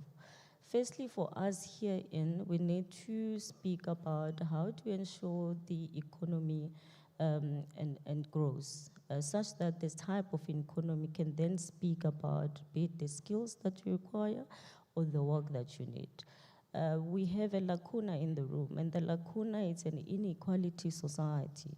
And when the society is unequal, it becomes very difficult for different types of strata of society to find the necessary jobs that they need, because even the education, it's not the same. So as soon as my colleagues also deal with those issues around making sure education from an urban environment and also a rural environment is befitting, such that the same young people today that are finding themselves in a difficult situation, be it graduate or not finding employment. Let me quickly just say that when it comes to the question that you asked me around the needs of the economy, there's types of skills that, in the growing foundations of the world of work. The AI has come in. And the sooner we put that discussion at the center of whatever that we do, it's best. Of course, we're responsible for labor. We don't want the AI to replace the human labor. However, it's important that we put the AI right at the center of the work that we do, digitization on the work that we do, and ensure that it's also fitting such that we're able to compete with the world. I hope I make sense. Thank you very much. Critical for us to drive human-centered AI that enables inclusion rather than perpetuates exclusion. And I think that The accelerator model, as we heard, has been implemented in other countries across the globe, and Chido, just want to bring in here the World Economic Forum's global experience, because clearly problems we're trying to solve, the outcomes we're trying to achieve, very similar. What would you say are some of the most relevant lessons that you've learned that we should take into account in a South African perspective to drive the outcomes we're trying to achieve? No, thank you so much for that question. I want to acknowledge the honorable ministers and colleagues on this distinguished panel. So let me draw upon the World Economic Forum's global network of accelerators, including education and skills accelerators, active in over 40 countries around the world, and perhaps share 4 lessons that I can briefly synthesize here. Excuse me. I think the first lesson is that foundational skills must be actively protected. In successive publications of the World Economic Forum's Future of Jobs reports, one thing is unambiguously clear, and that is that foundational skills, so literacy, numeracy, and problem solving, are either stagnant or declining. This is, in most economies that we see, and it's weakening the prospects or projections for lifelong learning at a time when demand for it is rising. This is not just a developing world problem. This is a problem that we're seeing in advanced economies as well, economies that are advanced and sophisticated. And so I think the lesson here really is that foundational learning needs to be treated as a continuous system investment, not just a once-off remedial exercise. I think the second lesson is that pilots don't scale, systems do. The countries that have succeeded in moving forward with pilots to system-wide reform share one defining feature that I've seen. That is, they have political commitment at the highest point of leverage. So you see that present on the stage. They have real accountability in the middle. And also what we see is that, what they have in common is embedded foundational learning goals directly in national education plans and mobilize financing around those goals. So this could be teacher coaching systems, structured pedagogy, learning assessments, not ad hoc, but architectured. And South Africa, clearly, as we see present from this launch today, has the political leadership, it has the evidence-based, and it has the institutional architecture. The World Economic Forum's platform simply aligns, brings together these disparate efforts. I think the third lesson, which I think is equally important, is that shared measurement holds partnerships together. So what I mean by that is that what's unique, or the defining feature about this platform, is that it's a public-private partnerships. So ministers and CEOs co-chair, they don't just co-sign. And I think that's fundamentally important in this initiative. And importantly, the global network brings together accelerators in countries on a quarterly basis to share insights, knowledge against live market labor data. And I think what is underestimated clearly in this exercise is the idea of the peer accountability. Countries don't simply just get technical support. They hold each other to account. That's really the value of the network. And then I think the final lesson that I think is important to share, and perhaps that has the longest tail, or perhaps the most impact or profound impact going forward, is related to artificial intelligence. So AI changes the value of every skill in the system. We're presently in the midst of this rapid acceleration or diffusion of artificial intelligence. The technology is likely to have a more profound impact than any other technology that has come before it. So what we're seeing is that countries that are managing this process right now understand that AI does not diminish the case for foundational learning. In fact, it intensifies it. A child who cannot read with comprehension, cannot prompt an AI system, cannot understand its outputs or manipulate those outputs, nor can it build upon them. So I think those are 4 core lessons I think will be useful going forward as we think through the implementation of this initiative. Thank you. Thank you. I mean, shared objectives, joint accountability, and I think if we're wanting to move from just direct delivery to transformative change, then we have to drive systemic impact, and systems-wide reform is what I'm hearing. And maybe from a philanthropist perspective, to bring in your voice, Nick, share some of the global work of Gates Foundation and the lessons that you are learning in this regard and what you think will be relevant for us. Sure. Thanks for having me. I think the first lesson that we've learned when we look at successful education systems around the world is that, like South Africa, they started their focus on the end of the schooling system, and that was problematic. So if we think of South Africa, everyone focuses on the matric exam. There's a huge jamboree every year when the matric results are released. So we talk about STEM now, and we say 45,000 matrics get 60% or more for mathematics. So that's less than 5% of the cohort, because you have about 1 million children per year. So I think what these successful systems, to answer your question, and then maybe this is also a challenge to the ministers here, is that they successfully managed to reorient the system towards primary schooling. So if we look at countries like Portugal, Poland, Estonia, England, and then for developing countries, Brazil, Peru, Vietnam, Argentina, across every single one of these examples, they managed to successfully say that STEM, the end point of the system, begins with numeracy. We sometimes say numeracy is the first step to STEM. That if we want to increase the pipeline of that 45,000, you have to start in foundation phase, you have to start in ECD, and you have to do it for 10 years. And then the last thing is just that we have these 5 T's. I'll take Siviwe's advice that you can only remember 5 things. That these 5 T's are texts, tests, teacher training, time, and teaching practices. But I'll just mention the first 2, which is all of these have high quality texts. So books that teachers and learners use that are based on the science of reading and how children develop maths. Think of Singapore Maths is a great example. And the second one is testing. They make learning visible. Every single one of these countries has a national primary school exam that orients the system around what should children learn by which grade. Unfortunately, we don't have a primary school exam in South Africa anymore. We only have the endpoint exam, which is also one of the reasons why we keep focusing on the endpoint and not the primary schools.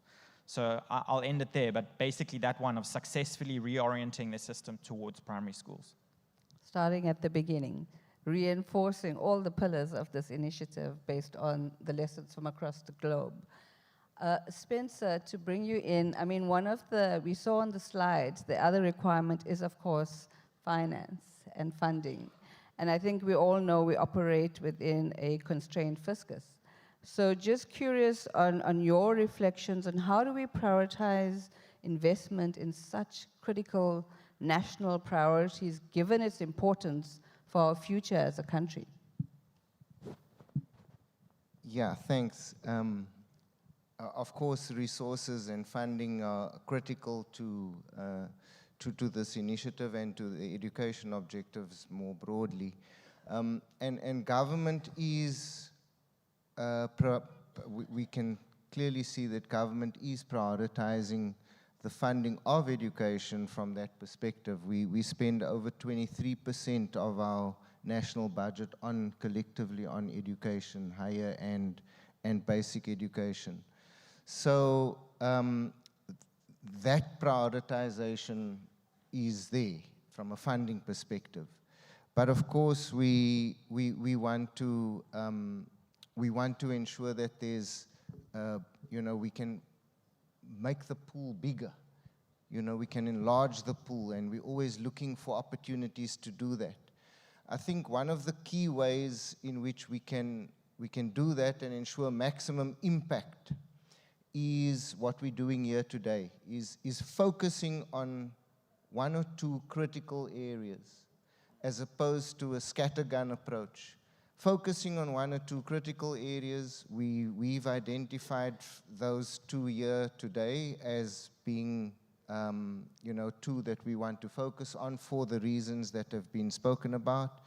But that kind of focus and setting clear objectives on what it is you want the funding to do.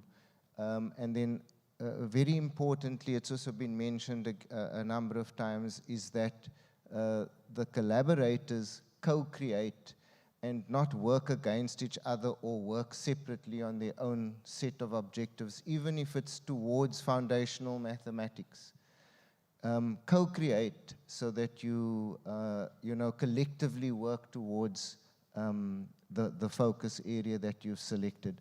And I think in that way we maximize impact and we make the best use of the limited resources that we do have, but also create opportunities for others to come to the party, so to speak, where we all gain. Thank you. So prioritize, co-invest, leverage, co-create. I think a program director, I think we're probably getting closer to time, but before we go to a 30-second roundup as the last question, Minister Manamela, I wanted to come back to you because we've heard a lot about AI, 4IR, digital pathways, but we've also heard about vocational, technical, agricultural pathways. And so just wanted to share, ask you to share your reflections on how can we strengthen, make those pathways more attractive, more viable, so that they are credible, they are aligned with needs of industry, not only as employees, but as entrepreneurs and for self-employment pathways in the economy of the future. Look, firstly, I think we've managed to shift the mindset. There's still a lot more to do, but to shift the mindset that universities are not the only options, and that TVET education is like a consolation. And I think it's become a credible alternative. We're moving towards expanding occupational trades, where learners spend time in the classroom, time in a simulated environment, and also time in a workplace.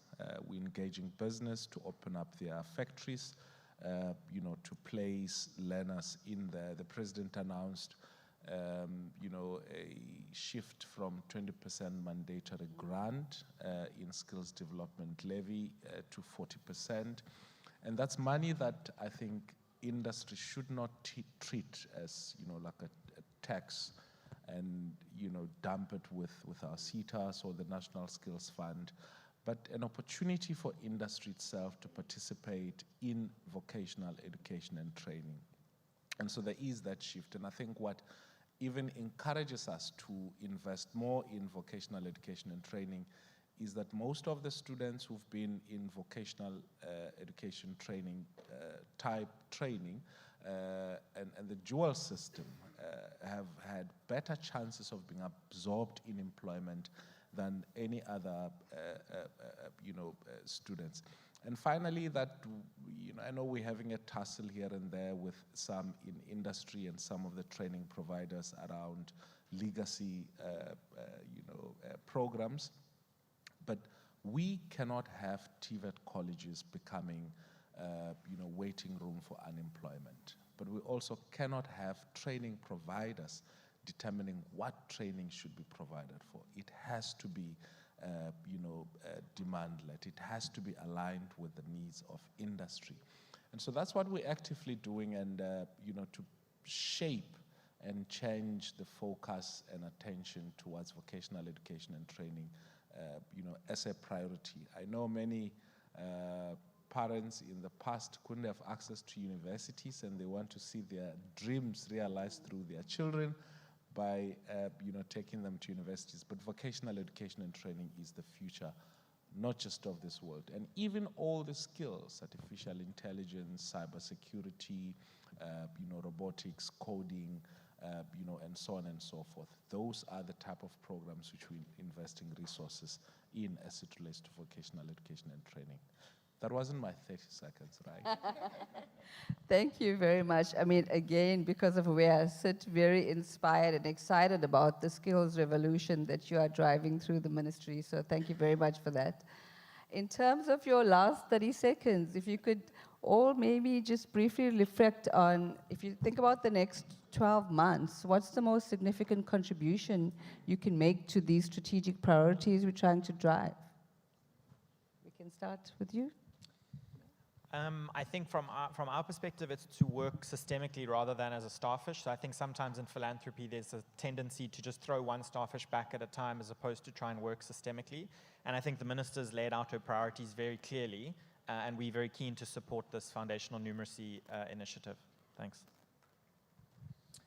Yeah, from our perspective, again, the minister has laid out very clearly the foundational numeracy and literacy as the priority, and we will work closely with our provincial counterparts to make sure that that prioritization finds its way into the budgets of the provinces. Thank you. I'm going to repeat what our group executive directors already said. You said 1, I'm going to quickly call out the 3. Number 1, strengthening early numeracy and foundational learning. The second one is supporting South Africa's mathematics and STEM pipeline. And the third one is just as important, is supporting schools that connect learners to technical, vocational, digital, and workplace pathways. Thank you. Thank you so much. From the World Economic Forum, I think fundamentally make South Africa's progress visible both locally and globally, and to use our platform, our data, our network to uphold South Africa as a reference country for what I think serious foundational learning reform looks like in an AI-disrupted world. So not as a development story, but as a leadership story. Right, thank you so much. On my end, really, is to say that employers need to drive the growth. The work integrated learning opportunities that government has created in a number of sectors, but what's more important and helpful with the cause, the need for practical education to employment pathways to align with what the industry needs. But just to say that for the purpose of this launch here and accelerating, we would want to recommend that the piloting the placement and skill service in 3 provinces, and of course we're saying that we want to see them in all provinces, producing localized labor market intelligence reports, simplifying employer hosting agreements, allocating target support funding with more clear placements and targets that are required, that will give at least credence to the session now. But I want to emphasize that there are growing needs for the economy and the demands. One, the green technologies. We need to look into that. Drone technologies that are there. Installation, repair, maintenance, be it of solar systems, the hairdressing industry, the care industry, the nursing, also artisanship and technical trades. So I'll keep on being partners in crime with this colleague of mine next to me, because I'm pestering every day, even in the TVETs, the types of skills that we need. But of course, it starts with our Minister of Basic Education. When she accelerates from the little ones, she must prepare them and we'll be ready to receive them. So we are partners. Thank you. Okay. I think for us, for the next 12 months, so 2 days ago we presented our budget, and at the center of it was digital transformation, skills revolution, and expanding the size and shape of the system. We're going to be needing partners, and we're going all out to make sure that we partner with everyone. Not money, we won't say no to it. I'll take it. We won't say no to it. But I think, core curriculum development, placement of facilitators in our workshops from industry, opening up workshops to place learners there, to get experiential training, and basically the sharing of existing resources to ensure that we improve the quality, especially of vocational education and training. That's what will be our next focus in the next 12 months. Firstly, just to say a very big thank you to all our partners in the room and my partners in government and our partners in philanthropy and the World Economic Forum. What we're going to focus on in the next 12 months is actually what government is notoriously bad at, prioritizing. And we are going to be focused solely on the priorities that we have identified, using the accelerator model, making sure that we co-create, making sure that we partner, but on these priorities. Strong foundations of learning and alternative pathways to employability. And we're going to try very hard to drown out the noise and remain focused on those things for the next year. Thank you.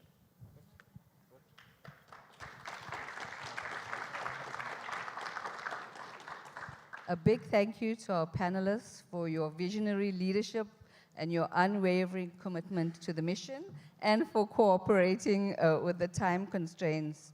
I just think there's something truly magical when we as South Africans come together as business, government, and civil society to reimagine what is possible when we intentionally accelerate reforms across the education spectrum, from early learning to employment. And I think we heard today that education is an economic strategy. It will unlock potential, ignite opportunity, and empower every child to succeed. Thank you, everyone.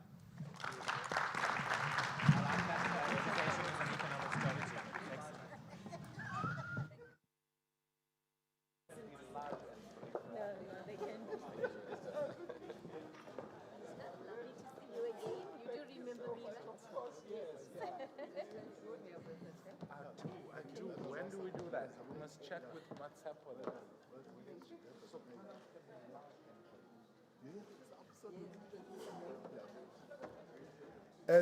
Another big round of applause for the panel. Absolutely amazing. And you know, as the minister said, you know, it shows what we can do when we start to work together and having very clear priorities of what we want to achieve. We're now going to move to the signing of the pledge. And the pledge is really not, it's more than just, you know, ukulingisa. In other words, you know, you know, sort of a show and tell. This is a real commitment to initiating a groundbreaking initiative. And I'm going to ask both the co-chairs, well, maybe one of you, to sort of maybe minister to read the pledge and what the co-chairs are calling all of us. This is a rallying call for all of us to commit to this amazing initiative for the country. So over to you, Minister. In fact, we split the pledge. Oh, absolutely amazing. That's even, absolutely, yeah. That's good.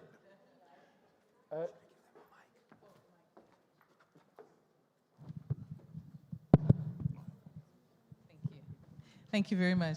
So we pledge to support the Education Accelerator program and help shape the future of education in South Africa. We commit to contributing our expertise, partnerships, resources, and platforms to strengthen early numeracy, build South Africa's mathematics and STEM pipeline, and support focus schools that connect learners to technical, vocational, digital, and workplace pathways. We recognize that strong literacy and numeracy are the foundation of all future learning, and that foundational numeracy is the first step towards ensuring that we have stronger mathematics achievement, STEM readiness, and meaningful participation in technical, vocational, digital, and workplace pathways. Together, we commit to building an education system where every learner has the foundation to succeed and the pathways to flourish. Thank you, Minister. And our commitment is we pledge to accelerate progress in education by focusing on foundational numeracy to mathematics and STEM, strengthening early mathematics learning as a first step towards mathematics pipeline, future participation in STEM, technical and digital pathways. We also will be supporting our focus schools, practical learning, school industry partnerships, and connect strong foundations to technical, vocational, digital, and workplace opportunities. Our projects of driving change, we will have the early grade numeracy research, building the evidence base for stronger early mathematics learning, improved learner outcomes, and stronger mathematics and STEM pipeline. The school industry collaboration with focus schools, connecting classrooms to careers through industry expertise, practical learning, workplace exposure, and support for technical, vocational, and digital subjects. Together, we commit building an education system where every learner has the foundation to succeed, the confidence to progress, and the pathways to flourish. Big round of applause. So, yes, so we're now going to have a signing ceremony of the pledge. And for the partners that are in the room and more, so we'll have this pledge outside for people to sign. But as I indicated earlier, this will be available on the DBE website. There will be a follow-up, because often, you know, it's not those kind of pledges where people pledge and then they disappear and never show up again. So we'll make sure that people are really committed to this cause. Thank you. Thank you, Minister. Thanks, Ma'am Phuthi Mahanyele-Dabengwa.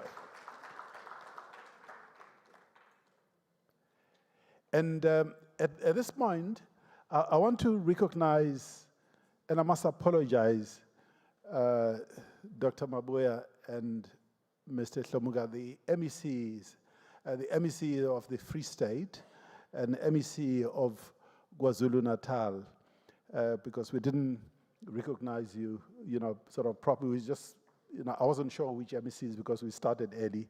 Maybe there were other MECs, but I've now confirmed that we have Dr. Mabuya and Mr. Hlomuga in the room. A big round of applause.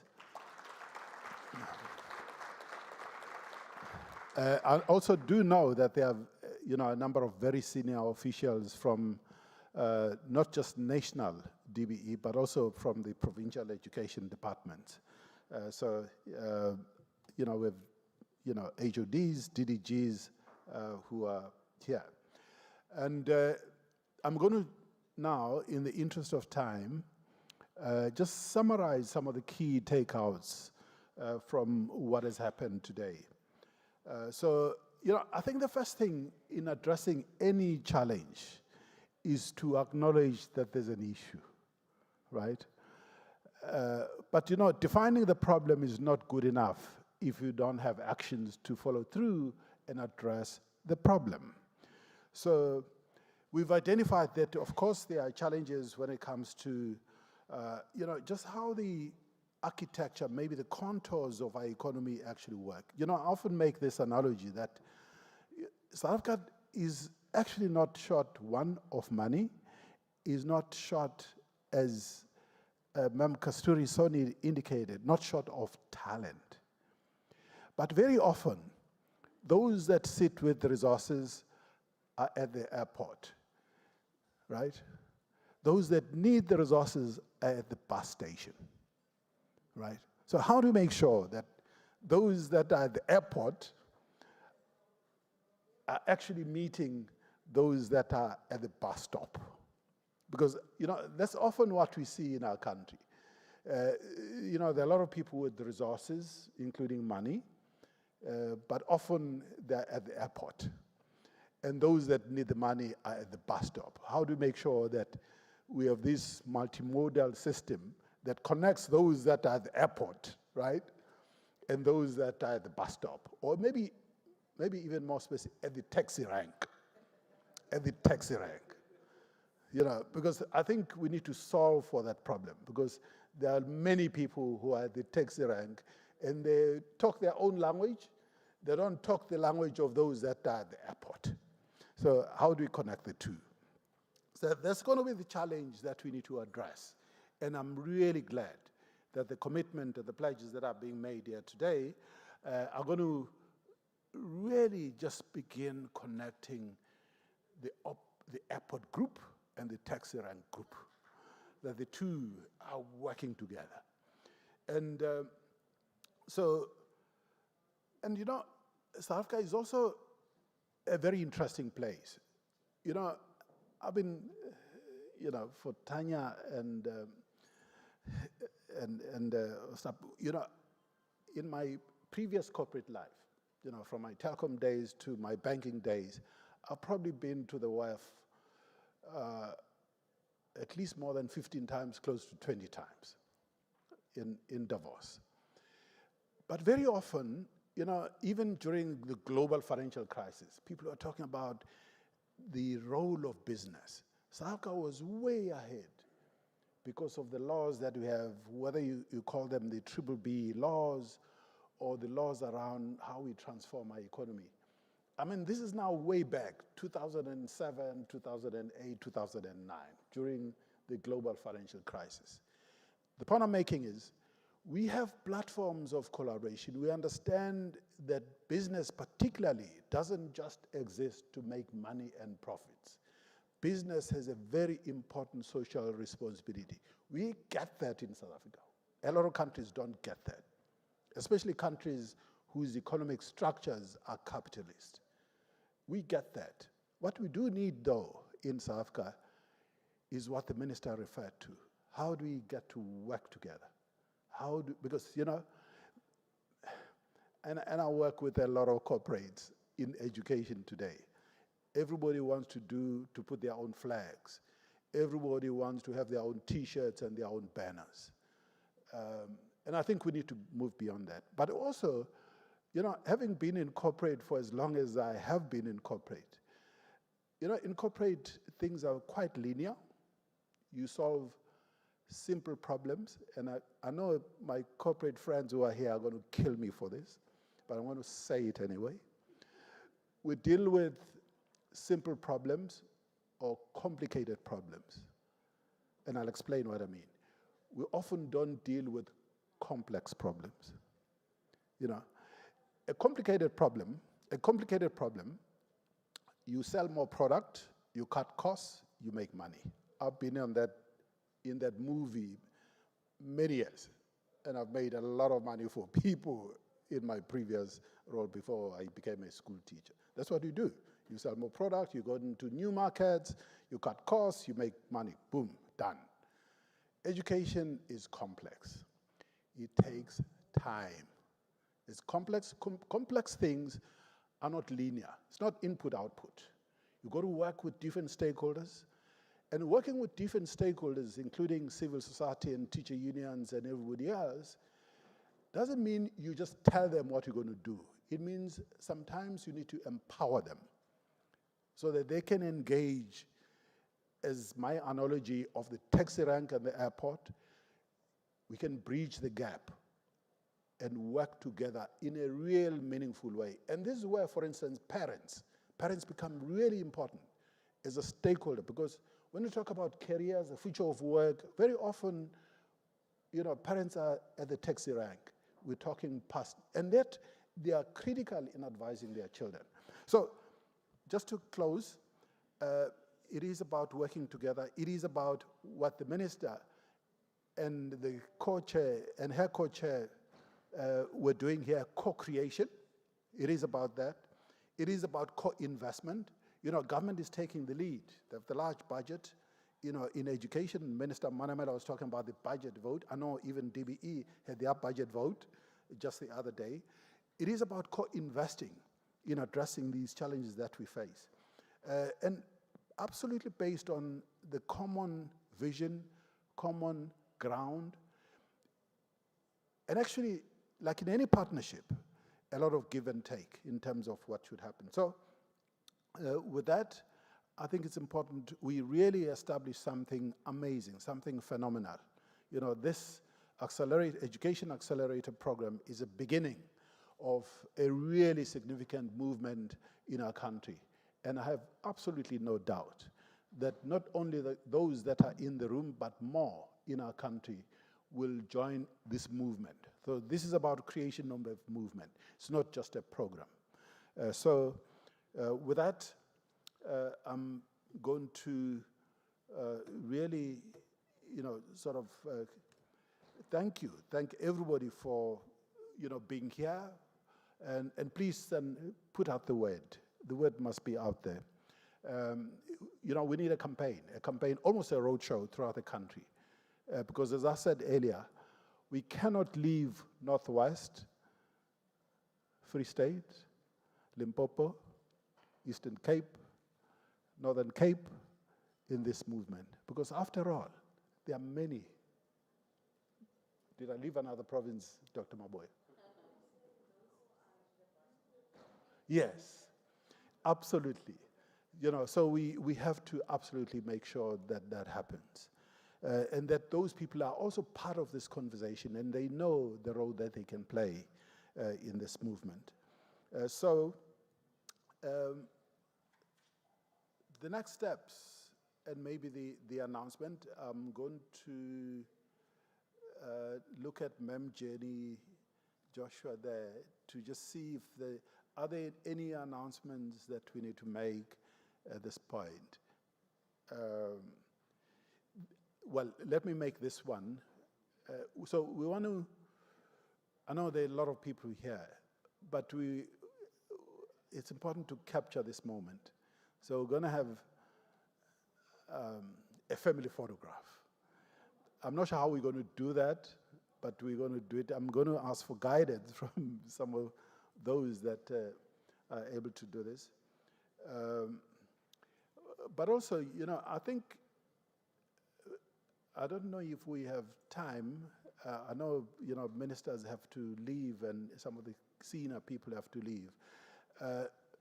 Just for some questions, especially for those, maybe some members of the panel, or even the World Economic Forum that are here, we may be able to take one or two questions.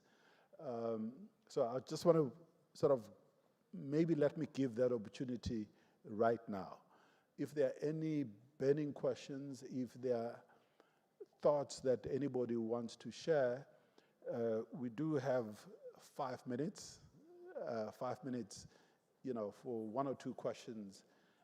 And then if you could just introduce yourself, indicate which organization you come from, and maybe even what your role is, and who you're directing your question to.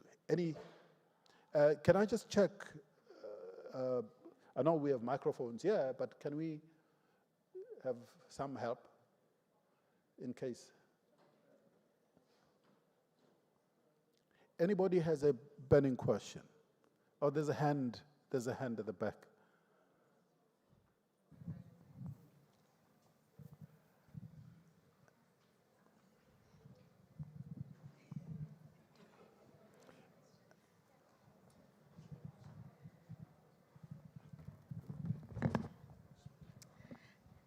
Thank you so much.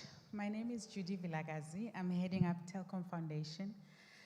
Thank you for this wonderful day. I think it's quite evident that we all need to work together to make sure that we continue providing education, which is an enabler. And in our case, we're in ICT, so if you combine it with the technology, it really transforms the young people's lives.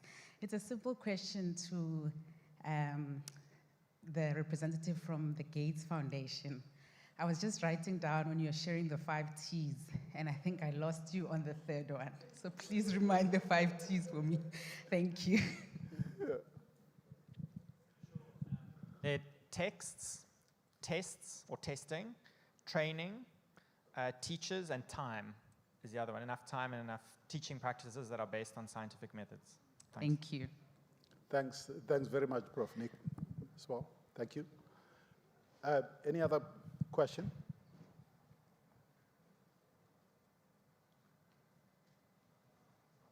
All right. Can I?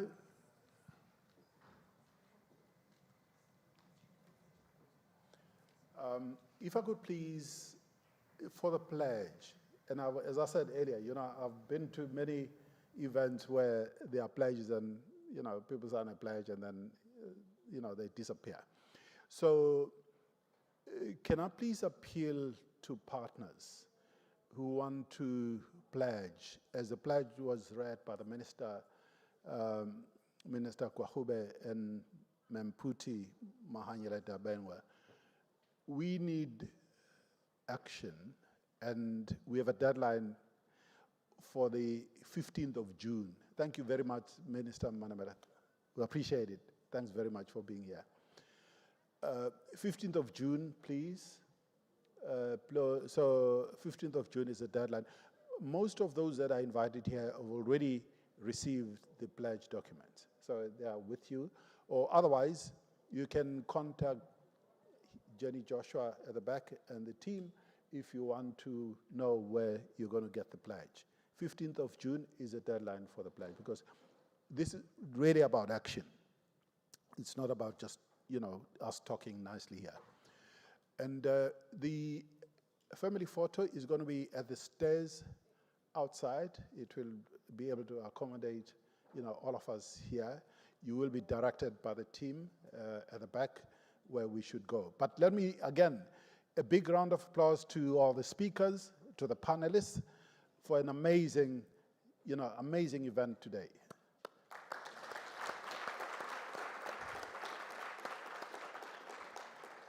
And thank you very much for your attendance and for your commitment to this amazing movement, to this amazing cause. Thank you.